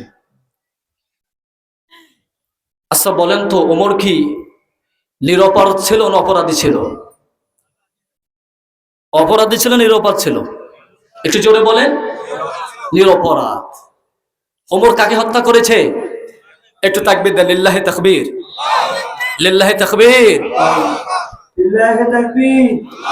কুরআন মুক্তানা গোমন, কুরআন মুক্তানা গোমন। আজকের মাহফিল, আজকের মাহফিল। এই মুনাফিক হয়ে যারা মারা যাবে, মুনাফিকের বৈশিষ্ট্য একটু বলি শোনেন। আল্লাহ রাসূল সাল্লাল্লাহু আলাইহি ওয়াসাল্লাম বলে, আয়াতু মুনাফিকুন সালাসু, মুনাফিকের গুণাবলী গুণ 3টা। কয়টা? একটু বলেন না কয়টা? 1 নম্বর, ইজা হাদ্দাসা কাযাবা, মুনাফিক যখন কথা বলে মিথ্যা বলে। কি বলে? অনেক মানুষ সমাজে মিথ্যা কথা বলে, আছে না নাই? কথায় কথায় মিথ্যা কথা বলে। আছে, বর্ডার তলে ফোন দিয়েছে অনেক দূর থেকে, জিজ্ঞেস করে, ভাই আপনি কোথায় আছেন? বলে আমি লালমনিরহাটে আছি। আছে না নাই? আছে না? আছে না? এরা হলো মুনাফিক। মুনাফিকি যারা করবে তাদের শাস্তির কথা একটু বলতেছি। 2 নম্বর, আল্লাহর নবী যে বললেন, ওয়াইজা ওয়াদা আখলাফা, অর্থাৎ মুনাফিকরা কথায় কথায় ওয়াদা ভঙ্গ করে, ওয়াদা করলে ওয়াদা ভঙ্গ করে। 3 নম্বর মুনাফিকের বৈশিষ্ট্য হলো ওয়াতুমিনা খানা, মুনাফিকদের কাছে যখন আমানত রাখা হয় তারা কিন্তু আমানতের খেয়ানত করে, আছে না নাই? এই 3টা গুণ যার ভেতরে থাকবে তারা হলো খাঁটি মুনাফিক। আল্লাহ নবীজি বললেন আবার মুনাফিকের 4র্থ বৈশিষ্ট্য হলো এরা কথায় কথায় মানুষের সঙ্গে ঝগড়া করে, ফাসাদ করে, ঝগড়ায় লেগে গেলে দেখেন বিশ্রী ভাষায়, অশ্লীল ভাষায় গালাগালি করে, আছে না নাই? ও মুসলমান, খবরদার মুনাফিক হয়ে কবরে যাইয়েন না। রব্বুল আলামিন বলেন, যারা মুনাফিক হয়ে কবরে যাবে, আল্লাহ তাদের ব্যাপারে বলছেন, ইন্নাল মুনাফিকিনা ইউখাদিউনাল্লাহ ওয়া হুয়া খাদিউহুম। আল্লাহ বলেন মুনাফিকদের ব্যাপারে, মুনাফিকরা নিজেরা নিজেদেরকে ধোঁকা দেয়, আল্লাহকে ধোঁকা দিতে পারে না, বরং আল্লাহ তাদেরকে ধোঁকা দেয়, ঠিক কি না? এই জন্য মুনাফিক হয়ে কবরে যাওয়া যাবে, কারণ আল্লাহ বলছেন ইন্নাল মুনাফিকিনা ফিদ-দারকি ফিল আসফালি মিনান নার। মুনাফিকরা জাহান্নামের নিম্ন গহ্বরে থাকবে, জাহান্নামের একদম নিম্ন গহ্বরে থাকবে। কারণ বলেন তো, আগুনেরা কিন্তু তিনটা স্তর থাকে। কয়টা স্তর? তিনটা স্তর থাকে। প্রথমে একটা স্তর আগুনের মাঝ বরাবর স্তর, একটা নিম্ন গহ্বর, এক নিম্ন পর্যায়ের স্তর। বলেন তো কোথায় তাপ বেশি? একটু কথা বলে, কোথায় তাপ বেশি থাকবে? নিম্ন পর্যায়ে। আল্লাহ এই জন্য বলে যে মুনাফিকদের শাস্তি স্বরূপ আল্লাহ জাহান্নামের তলানিতে ফেলে তাদেরকে শাস্তি দেবে। এই জন্য এই গুণগুলো থেকে, এই বাজে অভ্যাস থেকে আমাদেরকে পরিহার করে চলার দরকার আছে। ছেড়ে দেয় ও মুসলমান, আজকের পর থেকে মিথ্যে কথা বলবেন, মিথ্যে কথা বলবেন। ওয়াদা করলে ওয়াদা বরখলাফ করবেন না। আমানত রাখলে আমানতের খেয়ানত করা যাবে না। চতুর্থ, ঝগড়া ফাসাদে লিপ্ত হলে খবরদার, অশ্লীল ভাষায় কথা বলা যাবে। আমাকে কালেকশনের কথা বলা হয়েছে কালেকশন করার জন্য, আপনাকে উঠে যাবেন। একটা ছোট্ট ঘটনার মাধ্যমে আমি আপনাদেরকে কালেকশনে নিয়ে যাব। এত কম সময়ে তো আমি ফিনিশিং দেওয়া সম্ভব। এখন আমি মূল আলোচনায় গেলাম না, তাতে আমার বাস শেষ। যাই হোক, আমি এলাকার ছোঁয়া, আমাদের প্রধান বক্তা আসছেন, ওনাকে বসায় রাখে বেশি বক্তব্য দেওয়া ঠিক না। শোনেন, আমরা জান্নাতে যেতে চাই কি চাই না? একটু কথা বলেন না, জান্নাতে যেতে চাই কি চাই না? রাব্বুল আলামিন বলেন, ওয়াসারিউ ইলা মাগফিরাতিন মির রাব্বিকুম ওয়া জান্নাতিন আরদুহাস সামাওয়াতু ওয়াল আরদ উইদ্দাত লিল মুত্তাকিন।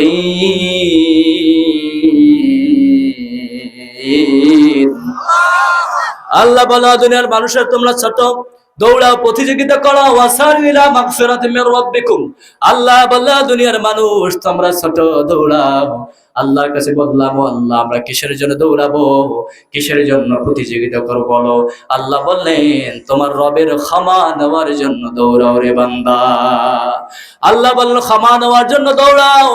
আর তোমাদের জন্য সাত আসমান সাত জমিন বিস্তৃত, তোমাদের জন্য আমার রব জান্নাত তৈরি করে রেখেছেন। সুবহানাল্লাহ। জান্নাতে যেতে চান আপনারা? মুত্তাকির প্রথম গুণাবলী কথা আল্লাহ বললেন, আল্লাযীনা ইউনফিকুনা ফিস সাররাই ওয়াদ দাররা। যারা জান্নাতের মেহমান হতে চায় তাদের এক নাম্বার কোয়ালিফিকেশন, গুণের কথা আল্লাহ বললেন। মুত্তাকি হতে চান, জান্নাতে হতে চান, এক নাম্বার গুণ অর্জন করতে হবে, সুখে দুঃখে আল্লাহর রাস্তায় ব্যয় করতে হয়। কার পথে? আল্লাহর পথে। আপনার এখন ইনকাম ভালো, আপনি 1000 টাকা দিন আজকে ইনকাম করেছেন, তারপরে আপনি আল্লাহ রাস্তায় 50 টাকা ব্যয় করলেন, আবার আগামীকাল আপনার 500 টাকা ইনকাম হয়েছে, কম ইনকাম হয়েছে, আল্লাহ রাস্তায় 10 টাকা ব্যয় করলেন। তার মানে মুত্তাকি যারা হয় তারা তাদের দান কখনো আটকায় রাখে। মুত্তাকি হতে চান আপনারা, এই যে আল্লাহ বলেন আল্লাযীনা, আল্লাহ বললেন, দুনিয়ার মানুষেরা তোমরা যদি আমার প্রিয় বান্দা হতে চাও, যদি জান্নাতি মেহমান হতে চাও, এক নাম্বার গুণ অর্জন করতে হবে, আল্লাহ রাস্তায় সুখে দুঃখে ব্যয় করতে হবে। দেখেন, এখন আপনার ব্যবসা ভালো যাচ্ছে, আপনি আল্লাহ রাস্তায় বেশি বেশি দান করবেন। এখন আবার আপনার ব্যবসা খারাপ যাচ্ছে, আল্লাহ রাস্তায় কম দান করবে। তার মানে মুত্তাকিরা তারা তাদের দানকে আটকায় রাখে। রাসূলের একজন সাহাবী মসজিদে নববীতে, মদিনা নগরীতে ঘটনাটা ঘটেছে। আপনারা অনেকেই হাদিসটা শুনেছেন। মদিনা নগরীতে একজন ইতিম বালক ছেলে, ইতিম সন্তান ছিল, যার একটা খেজুর বাগান ছিল। এই খেজুর বাগানটা বাবা মারা যাওয়ার পর ইতিম সন্তানরা চাইলো, আমি এই খেজুর বাগানটা একটু বাউন্ডারি দিই। তো বাউন্ডারি দিতে যাই একবার দেখলেন যে পাশের বাড়ির একজন, তার খেজুরের একটা গাছ তার খেজুর বাগানের ভেতরে পড়েছে। ওনার নাম হচ্ছে আবু লুবাবা।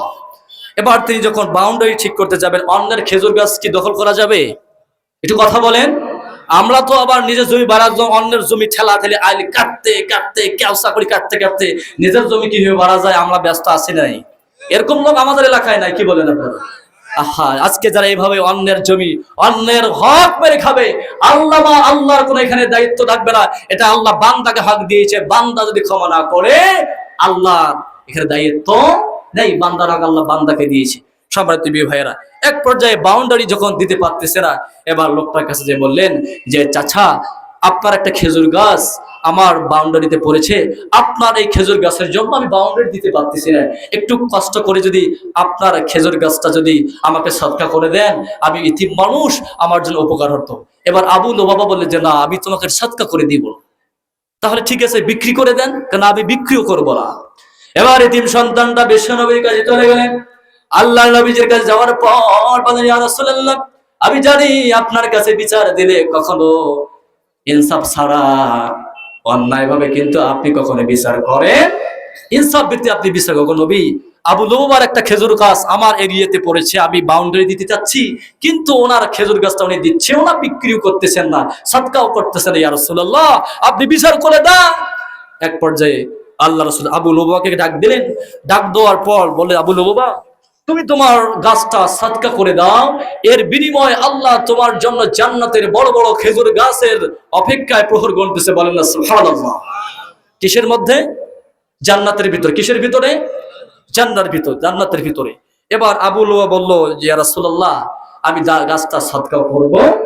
ঠিক আছে, এবার রাসূল বললেন যে ঠিক আছে, তুমি সদকা করবে না, তাহলে তুমি এবার গাছটা বিক্রি করে দাও।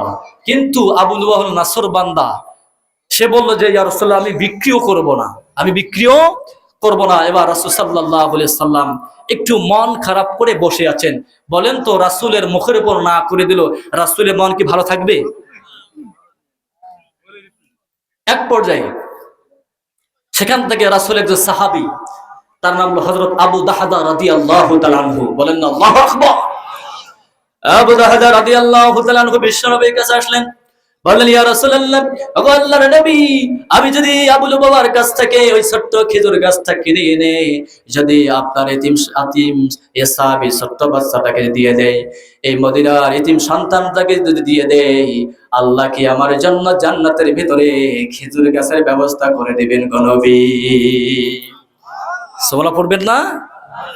এক পর্যায়ে আল্লাহ রাসূল বলেন যে অবশ্যই আবু দাহদা, তোমার জন্য জান্নাতের ভিতরে বিশাল বিশাল খেজুর গাছ, তুমি যদি এটা এনে নিতে পারো, তোমার জন্য খেজুর গাছ, জান্নাতের খেজুর গাছ তোমার জন্য প্রহর গুনতেছে। বলেন না সুবহানাল্লাহ। এক পর্যায়ে আবু দাহদা রাদিয়াল্লাহু তাআলা আনহু বিশ্বনবীর সঙ্গে কথা বলার পর আবু লুবাবার বাড়িতে চলে গেলেন। বললেন, আবু লুবাবা, তুমি তো জানো আমার খেজুর গাছ মদিনা নগরীর ভিতরে সবচেয়ে দামি খেজুর গাছের বাগান, তুমি তো জানো। তুমি কি জানো আমার খেজুর বাগানের ভিতরে 600 খেজুর গাছের বাগান আছে? কতশো? জোরে বলেন। 600 খেজুর গাছের বাগান। আবু লুবাবা, তুমি জানো আমার খেজুর বাগানের ভিতরে একটা মিষ্টি পানীয় কূপ আছে, যে কি মিষ্টি পানীয় কূপের পানিটা পান করার জন্য বিভিন্ন মানুষ প্রহর করে। ও আবু লুবাবা, তুমি কি জানো আমার এই খেজুর বাগানের ভেতরে জান্নাতের মতন একটা বাড়ি আছে, যে বাড়ির ছাদটা এত সুন্দর ডিজাইন করা, ওই ছাদের উপরে পশু পাখিরা এসে আমার খেজুর বাগান থেকে খেজুর খায়।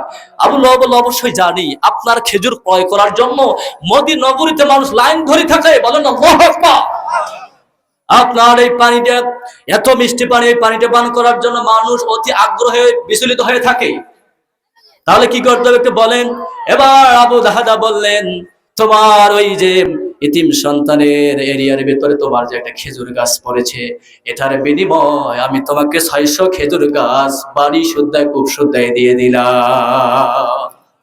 আবু লুবাবা বললেন যে আপনি কি আমার সাথে টিটকারি করতেছেন? আপনার কি মাথা ঠিক আছে? একটা খেজুর গাছের বিনিময়ে 600 খেজুর গাছ, একটা মিষ্টি ও পানির কূপ, বাড়ি এত সুন্দর, আপনি সবকিছু দিচ্ছেন, তার মানে আপনি কি পাগল হয়ে গিয়েছেন? আবু দাহদা বুঝতে পেরেছে কি পেরে নাই, কথা বলে ঠিক কেনা? আবু দাহদা কার সঙ্গে ব্যবসা করতে চাচ্ছেন? আল্লাহর সঙ্গে।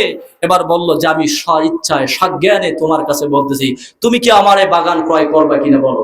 এবার বল, ঠিক আছে, আপনার 600 খেজুর গাছের বাগান, আপনার পানীয় কূপ, মিষ্টি পানীয় কূপ, বাড়ি শুদ্ধ সব নিলাম, বিনিময়ে একটা খেজুর গাছ আপনাকে দিয়ে দিলাম। এবার খেজুর গাছ নিয়ে এসে আল্লাহ নবীজির কাছে আসলেন, বললেন ইয়া রাসূলুল্লাহ, আমি আবু লুবাবার কাছ থেকে আমার সর্বস্বটুকু ত্যাগ করে দিয়ে একটা খেজুর গাছ নিয়ে এসেছি। এবার আল্লাহ নবীজি ইতিমকে ডাক দিলেন, ইতিম সন্তানকে ডাক দিলেন, বললেন আল্লাহ রাসূল বললেন, ও ইতিম সন্তান, এই দাও তোমার গাছ, তুমি এবার বাউন্ডারি ঠিক করো।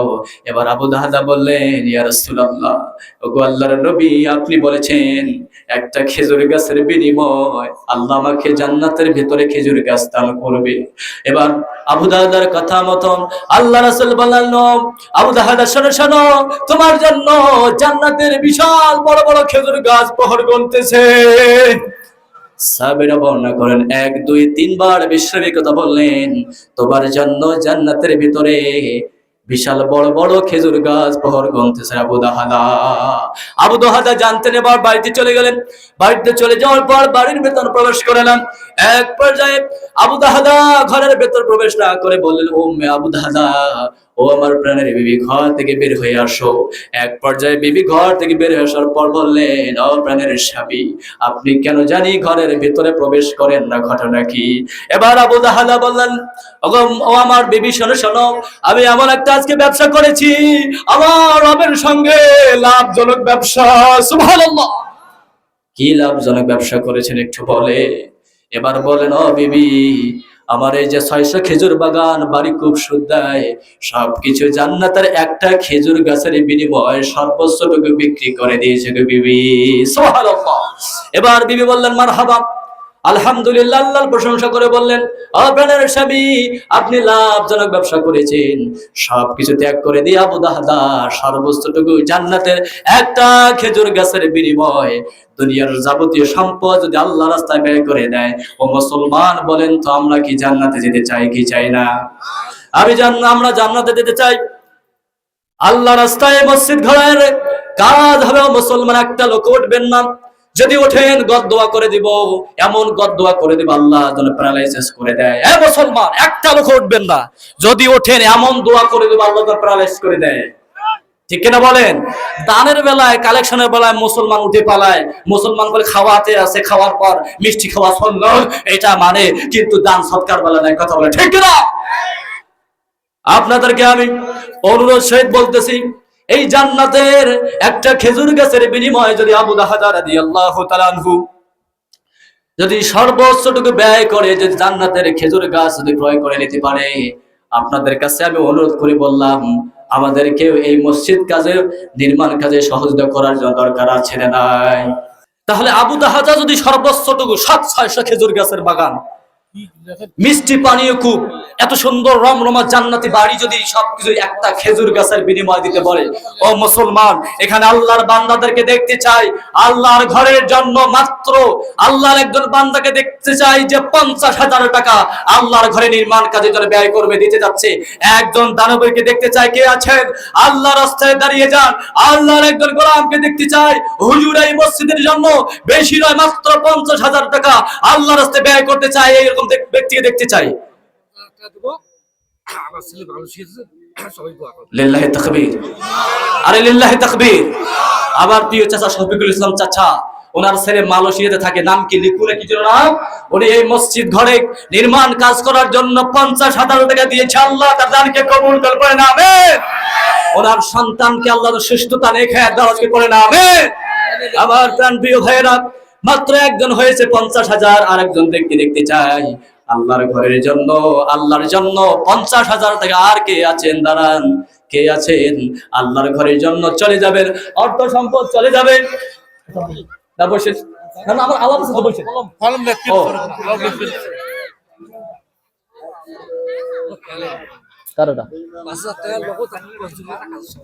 লিল্লাহি তাকবীর। নাম কি, নাম কি? আপনি দিলেন এটা? আচ্ছা, ৫,০০০ নগদ, ৩৫,০০০ টাকা পরে দেবে কাজ। আল্লাহ কবুল করুন। আমার প্রিয় ভাইয়েরা, আর একজন বান্দাকে দেখতে চাই আল্লাহর ঘরের জন্য মাত্র ৫০,০০০ টাকা, কোটি কোটি টাকা বা টাকার। হ্যাঁ চাচা কই গেল? চলে গেল? আমার চাচা চলে গেল নাকি? হাজি চাচা, আমার আব্দুল সাত্তার চাচা, আলহাজ আব্দুল সাত্তার চাচা, আব্দুল সাত্তার চাচা কই আছে? নাই, না না, চলে গেলে আমরা মানব না, আড়া করে দিবেন সবাই। হ্যাঁ মুসলমান, গে ধরেন, যাইতে দিবেন না, আল্লাহ অর্থ সম্পদ কম দিছে কি? আল্লাহ কম দিছে? ও মুসলমান, একজনকে দেখতে চাই আল্লাহর ঘরের জন্য মাত্র 50,000 টাকা। ও মুসলমান, বাবা চলে গেছে, মা চলে গেছে কবরে, চাচা কি চলে গেলেন? দাঁড়ান না গায়ে যুবক ভাই, দাঁড়ান, আরে দাঁড়ান, আরে দাঁড়ান না, আরো কোন যাওয়াত আরো করেন, আরো না, ভয়েতে পালালে চলবে না, আটক করেন। এই যুবক ভাই, আটক, একদম আটক, যাইতে দেওয়া হবে না। আপনারা দেখবেন এই স্টেপ থেকে যে আমি পালাই দিতে চাইবে, ধরবেন তাকে। রাজি আছেন? রাজি আছেন? আল্লাহর কাছে বলে, আল্লাহ তোমার বান্দা 50,000 টাকা মসজিদে দান করেছেন, কিয়ামতের ময়দানে আরশের ছায়া দান করেন, আমিন। আমার ভাইরা, আরেকজন মানুষকে দেখতে চাই আল্লাহর ঘরের জন্য 50,000 টাকা দিয়ে মসজিদে 55,000 টাকা। আল্লাহু আকবার, লিল্লাহি তাকবীর। আমার প্রিয় ভাই ফাইসার ভাই আল্লাহর ঘরের জন্য 50,000 টাকা দান করেছে, বলো মারহাবা। ওনার মা বাবা কবরে চলে গেছে, আল্লাহ এর সবগুলো পৌঁছাইয়া দেন, পড়েন আমিন। আল্লাহ ফাইসার ভাইয়ের ব্যবসার ভেতরে বরকত দান করেন, পড়েন আমিন। আল্লাহ ফাইসার ভাইয়ের একটা সন্তান আছে, বিদেশে থাকে, ফুয়াদ নাম আমার ফ্রেন্ড, ভাই আল্লাহ ভাতিজাকে সুস্থ রাখেন, নেক হায়াত দারাজ করে, পড়েন আমিন। তার মানে ফাইসার ভাই এগিয়ে গেছে, লিল্লাহি তাকবীর। আর একজনকে 50,000 দেখতে চাই, ও আল্লাহর বান্দা, সব কিছু পরে রবে, অন্ধকার কবরে 3.5 হাত মাটির নিচে আপনাকে আমাকে রেখে আসবে, কোনদিন খোঁজ খবর নেবে না, সব পরে রবে, সন্তানরা ভোগ করবে, আপনার আলে আওলাদরা ভোগ করবে। দুনিয়াতে কিছু এমন কিছু তৈরি করে যান, কিয়ামতের ময়দানে এটা আপনার জন্য নাজাতের ওসিলা হয়ে যায়, ঠিক কিনা? দুইজন হয়েছে, আর একজন দরকার আছে না নাই? এখানে আল্লাহর অনেক বান্দা আছে, সভাপতি মহোদয় আছে, আমার চাচারা বসে আছে, ওনারা পরে দিতে চেয়েছে। যাই হোক, আমার আলহাজ আব্দুস সামাদ চাচা যে মরে গেছেন, ওনার সন্তানরা এখানে আছেন। সাজু ভাই কর্তৃপক্ষ আমাকে বলছে, আমার দোষ নাই ভাই, কিছু বলি লাভ নেই। আমার আলহাজ আব্দুস সামাদ চাচার সন্তানরা আছেন, প্রভাষক আছেন, একজন কীটনাশক ব্যবসায়ী আছেন, আসাদুজ্জামান রাজু ভাই, আব্দুল মান্নান সাজু ভাই, আপনার ও ফয়সাল ভাই 5,000 নগদ, বাকিটা কাজের সময় দেবেন, লিল্লাহি তাকবীর। আমার রাজু ভাই আছেন এখানে, আমার প্রভাষক ভাই আছেন আব্দুল মান্নান সাজু, নাই হ্যাঁ, রাজু ভাই, বাবুল ভাই আছে এখানে। আহারে, বাবা শুয়ে আছে, মা শুয়ে আছে, এ ভাই, হ্যাঁ 5,000 20 উনি কত বলছে ভাই, কত বলছিস? 20,000। যাই হোক, আলহামদুলিল্লাহ বলেন, লিল্লাহি তাকবীর। তার মানে যাই হোক, ভাই দিতে আলহামদুলিল্লাহ, মান সম্মানের মতো রক্ষা করছে। আল্লাহ তোমার কাছে দরখাস্ত রাখলাম, এই দানের বিনিময়টা ওদের কবরে পৌঁছায় দেন, পড়ে না আমিন।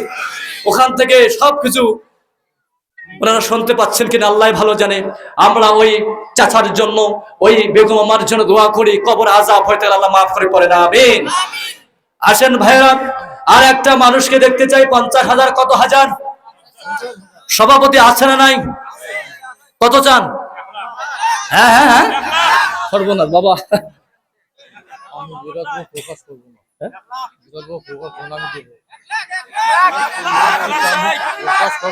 বাবা এখানে জনগণ তো মানবে না, আমার তো কিছু করার নাই। এখানে কি বলে, আপনারা কি মানবেন?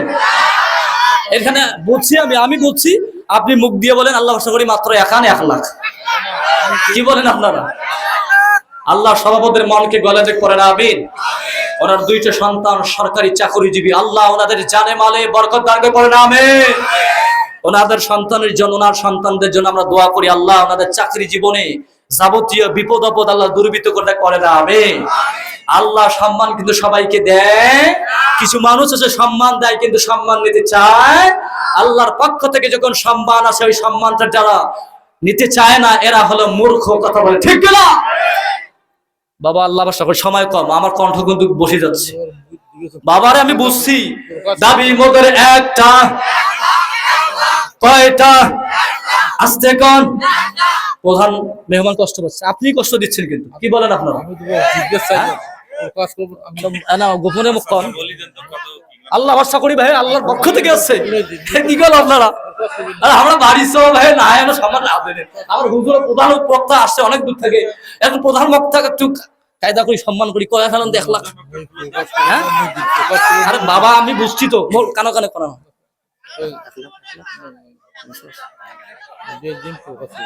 আচ্ছা আমি বলতেছি 50 বাপমা আছে,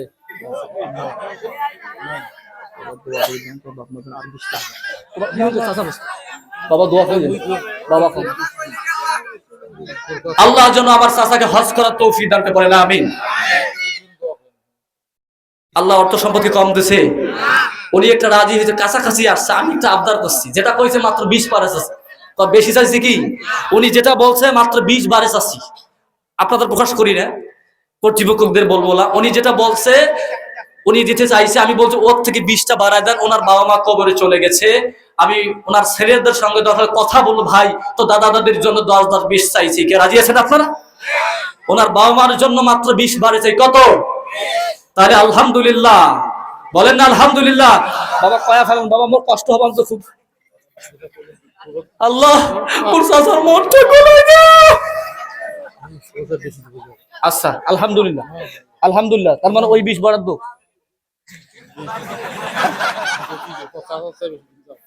না না না, আমি আপনাকে বলছি যেটা, এটা আমার চাচা বাচ্চা, আমার একটা সম্পর্ক। লিল্লাহি তাকবীর। যত এখানে আছে তার চেয়ে বেশি দেবে ইনশাআল্লাহ। চাচার দানকে কবুল করে, বলেন আমিন। এবার বেশি তো হয়ে যাচ্ছে, আর মনে হয় অতিরিক্ত দেওয়াই নাই, আমি শেষ করে দিতে চাচ্ছি। মাত্র 20,000 টাকা 5টা লোককে দেখতে চাই, 20,000 করে। কত? 20,000 করে। আল্লাহর 5 জন বান্দাকে দেখতে চাই, তাদের জন্য খাস করে দোয়া করবো। আল্লাহ যারা এই 5 জন ব্যক্তির জন্য খাস করে দোয়া করবো। কত হাজার? 20,000। কষ্ট হচ্ছে আপনাদের? আর প্রধান আকর্ষণটা আছে, আজকে এমন ওয়াজ করবে চোখের পানি আপনাদের ভাষায় দেবে ইনশাআল্লাহ। 20,000 করে চাই। দাবি মধ্যে কয়টা? 5টা দাবি।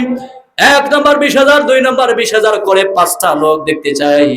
আমার আলহাজ আব্দুল সাত্তার চাচা কোথায় গেল? পালাইছে নাকি? হ্যাঁ আমি কি পাজা করে ধরে রাখবো? আপনারা ধরে না থাকেন, আমার কি ধরে থাকার দায়িত্ব?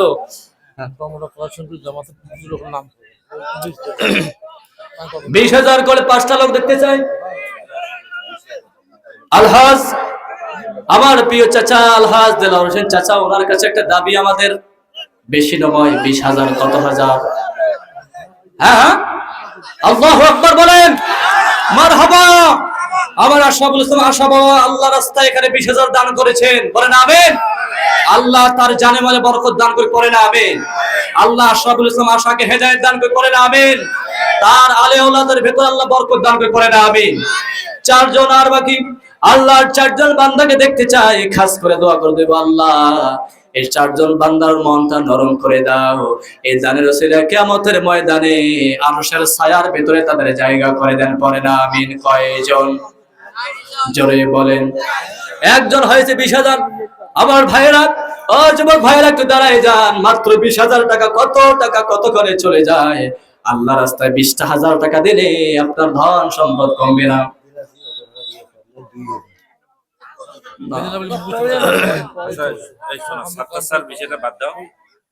আমরা তো যখন মসজিদ করবো তখন তো যাই হোক, এখন বেশি হয়ে গেছে, 10,000 করে দেখতে চাই। উনি গোপনে বলছেন, উনি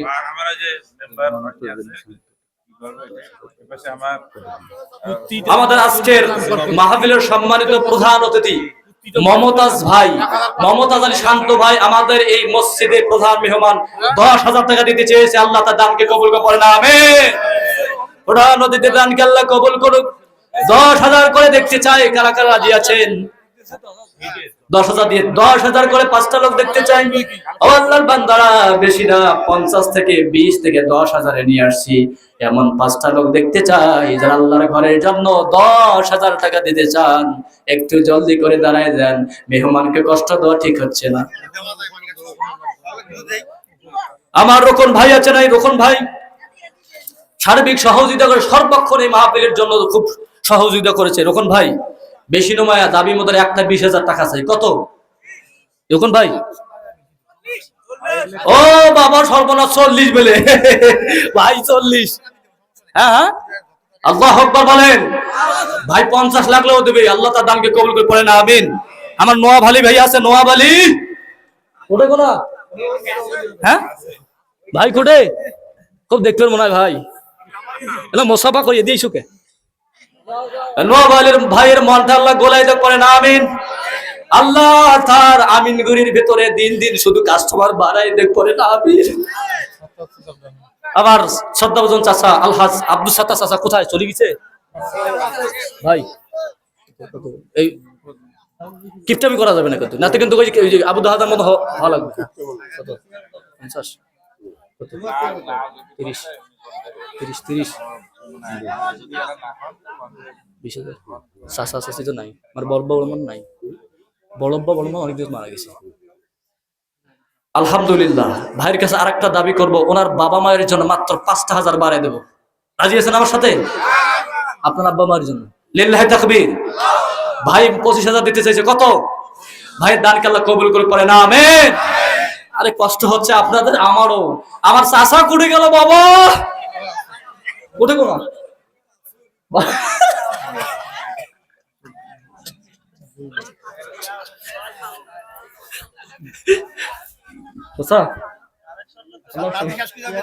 এটাই শুধু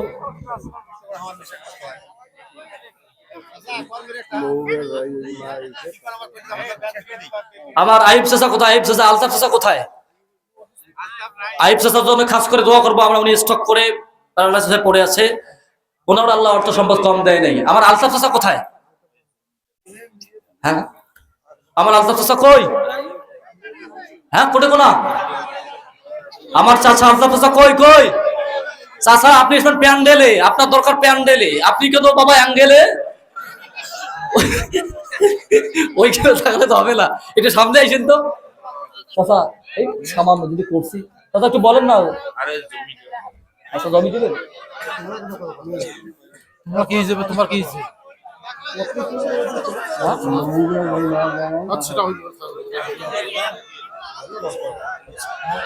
লিল্লাহি তাকবীর আলহাজ আব্দুল সাত্তার চাচা 20,000 দিতে চাইছে আপনারা কি মানতেছেন একটু বাড়ায় আল্লাহ আমাদের অর্থ লেখার ভেতরে কোটিপতি আল্লাহ আরো কোটি কোটি টাকা সম্পদ দান করে না আমিন আল্লাহ মনটা এখন নরম করে দে চাচার কাছে একটা দাবি চাচা 1 শতক মাটি বিক্রি করলে বর্তমান জামানায় 50,000 1 লাখ টাকা হয় কি হয় না চাচার কাছে বেশি কিছু চাইবো না মাত্র টাকা চাই 50 কত চাচা দোয়া করে দিব আপনার স্ত্রীর জন্য আমার আম্মা জান শুয়ে আছে সাহারা বেগমের শুয়ে আছে আপনার স্ত্রী যদি উমরা করতে চাইতেন 2-3 লাখ টাকা চলে যেত আপনার বিবি চলে গেছে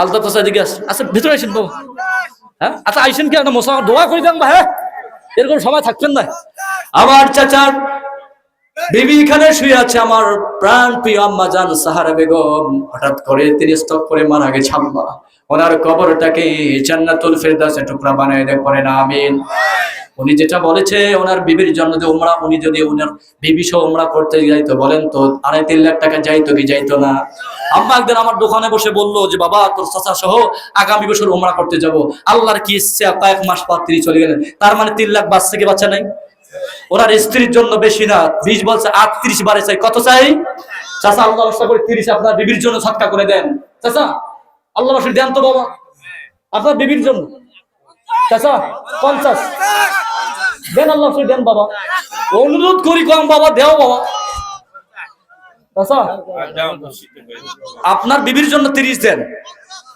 সদকা আপনার বিবির নামে সদকা করে দেন বাবা হ্যাঁ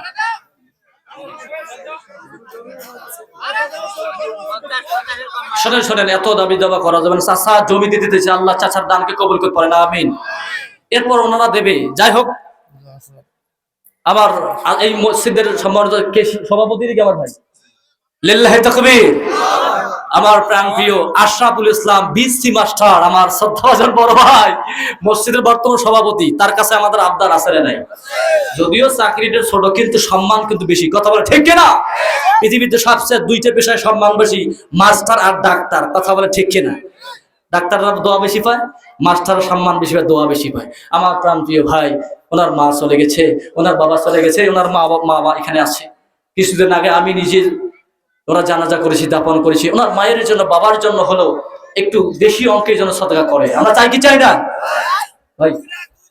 আরে না, অত না। যেহেতু আমি আসি, আগে 20,000 দিকে শুরু করবো, তারপর তো লাগলে আমার তো আছে 20,000 আগে শুরু দিয়ে লিল্লাহি তাকবীর। আল্লাহ ভাইয়ের দানকে কবুল করে পড়েন আমিন। 20,000 দিতে চেয়েছে, আলহামদুলিল্লাহ। ওনার বাবা মার জীবনের ভুল ত্রুটি গুনাহ মার্জনা করে পড়েন আমিন। আল্লাহ ওনার বাবা মার কবরটাকে জান্নাতুল ফেরদাউসের টুকরা বানায় দেন, পড়েন আমিন। আল্লাহ এখন পর্যন্ত যারা শামিল হতে পারে নাই, এমন গদ্দ দিয়ে দেব ঘাটা থেকে তুই স্টক হয়ে মরবে।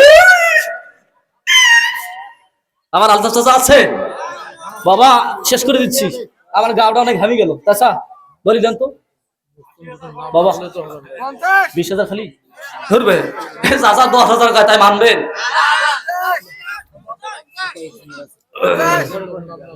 যাই হোক, আমার চাচা 10,000 দিতে চাইছে, মানবেন আপনারা? মসজিদের কেশিয়া ছিল নাকি উনি? এখন তো আছে। ওরা বাপ সর্বরার মসজিদের কেশিয়া, তার আল্লাহর ঘরের কেশিয়া। আল্লাহ কেশিয়াকে কবুল করে পড়ে না আমিন। দাবি মোদের একটাই, বেশি নয়, 20,000 চাই। কত চাই? বেশি নয়। আরে না, সর্বনা বেশি করা যাবে না। সভাপতিদের 20 আর তোমার কেশিয়া 50 মান, তাই হইবে নাকি? চাচা 20,000 মারি দেন। আরে বেহে মানুষ বা কত ফেলাস যায়, মারতেছে 1 লাখ 30,000 জাহান্নামের রাস্তা চায়। আর আল্লাহ রাস্তায় 20,000 দিলেন, কিয়ামতের ময়দানে 20,000 কে আল্লাহ পাহাড় পরিমাণ সমতুল্য বানায় দেবে। কথা বলে ঠিক কিনা? কি ভাই দেরি করেন কেন? হ্যাঁ হ্যাঁ, আর দেও আল্লাহর সবরি, আল্লাহর রাস্তায় তোমার বাবা মানে সৎকার করে দাও। লোক কষ্ট দিবেন সে ভাই, যাও ভাই। আল্লাহর রাস্তা করি মুই 10,000 দিন তোমার পক্ষে, তোমার পক্ষে মুই 5,000 দিন। হ্যাঁ কত? 15। যাই হোক, আল্লাহ চাচার দানকে কবুল করে পড়ে না আমিন। ওনার আলে ওলাদ, স্ত্রী সন্তান যারা আছে সবাইকে আল্লাহ শ্রেষ্ঠ দান করে পড়ে না আমিন। আল্লাহর বেশি বেশি জমি দিলার তৌফিক করে দাও, পড়ে না আমিন। যাই হোক, আমার কেশিয়ার মামা কেউ আসেন? কেশিয়ার মামা?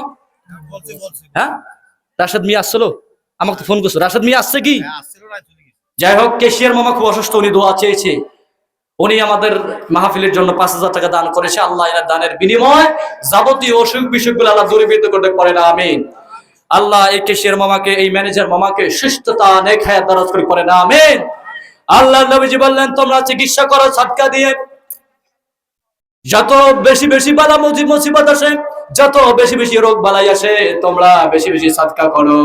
সাদকার মাধ্যমে তোমার চিকিৎসা করো। ও মুসলমান, আল্লাহ এমন একটা রোগ দিয়েছে, ভালো হওয়ার কিন্তু পসিবল নয়, কোনো চান্স নাই। কিন্তু আপনি গোপনে গোপনে প্রকাশ্যে প্রকাশ্যে আল্লাহ রাস্তায় 5,000 10,000 টাকা দান করলেন, এর বিনিময় আল্লাহ আপনাকে সুস্থতা করে দিতে পারে কি পারে না? আল্লাহ আমাদের সবাইকে মাফ করে দিতে পারে না আমিন। আরো আছে ভাই? যাই হোক, এখন হ্যাঁ হ্যাঁ 1,000 টাকা করে দিতে পারবেন না কেউ? এরকম দেখতে চাই 1,000 করে, বেশি না। যাই হোক 1,000 5,000 এরকম দেন বাবা। আল্লাহু আকবার। জামাল ভাই মারা গেছে, আপনারা জানেন না? জামাল ভাই সন্তান এই মসজিদের কাজের জন্য 5,000 দান করে আল্লাহ তার দানকে কবুল করে পড়ে না আমিন। জামাল ভাইয়ের কবরটাকে আল্লাহ জান্নাতুল ফেরদাউস টুকরা বানায় পড়ে না আমিন। এরকম 5,000 2,000। আমার বন্ধু ভাইয়ের নাম লেখেন না কেন? নাম লিখবেন, এটা খেয়াল থাকতে হবে। আমার বন্ধু ভাই আল্লাহ রাস্তায় অসুস্থ, আমার বন্ধু ভাই অসুস্থ। আল্লাহ বন্ধু ভাই 1,000 টাকা দান করেছে, বন্ধু ভাইকে সুস্থতা জিন্দেগি দান করেন, পড়ে না আমিন। আল্লাহ তার যাবতীয় সমস্যা দূরীভূত করে দেন, পড়ে না আমিন। ভাই নাম কি? আমার বন্ধু ভাই 1,000 টাকা, ভাই নাম কি? হ্যাঁ, জবেদ আলী ভাই কত? 1,000 টাকা দান করেছেন। আল্লাহ তার যাবতীয় সমস্যা দূরীভূত করে দেন, রোগ বালাই থাকলে রোগ বালাই মাফ করে দেন। আল্লাহ তার বাবা মা কবরে চলে গেছে, কবরে আযাবটা মাফ করে দেন, পড়ে না আমিন। আসলে যে 2,000 1,000 টাকা আমাদের লোকের নাম লিস্ট দেওয়া আছে কি? এইভাবে কি এতক্ষণ কথা বলা সম্ভব? দেখুন তো 11টা পার হয়ে গেছে নাকি? হ্যাঁ, আমাদের লোক যাই হোক, আপনাদের সামনে ব্যাগ নিয়ে যাচ্ছে, শুনেন একটু সবাই হাতগুলো টান টান করে একটু সোজা করেন সবাই। লিল্লাহি তাকবীর। হাতগুলো সোজা সবাই, এই যেটা হাত তুলবে না দোয়া কববে দিয়ে দেব। সবাই টান টান একদম মুট করে ছাড়েন ছাড়েন ছাড়েন, একটু সোজা করেন আস্তে আস্তে। হ্যাঁ, হাত নামাইকে দোয়া দেব কিন্তু আস্তে আস্তে করে বলেন সুবহানাল্লাহ সুবহানাল্লাহ আলহামদুলিল্লাহ আল্লাহু আকবার বলে হাতের পকেটে হাত ঢুকেন। এই হাত ঢুকালে, হাত না ঢুকালে কিন্তু প্যারালাইসিস হইবে। বলতেছি আমিও দিচ্ছি যতটুকু পারি, আল্লাহর রাস্তায় আমার সামর্থ্য যতটুকু। হাত ঢুকাইছেন, বাড়ি করেন। যদি হাত পকড় না, আল্লাহ যাই হাত ঢুকবেন না ওটা হাত প্যারালাইসিস করে দিস।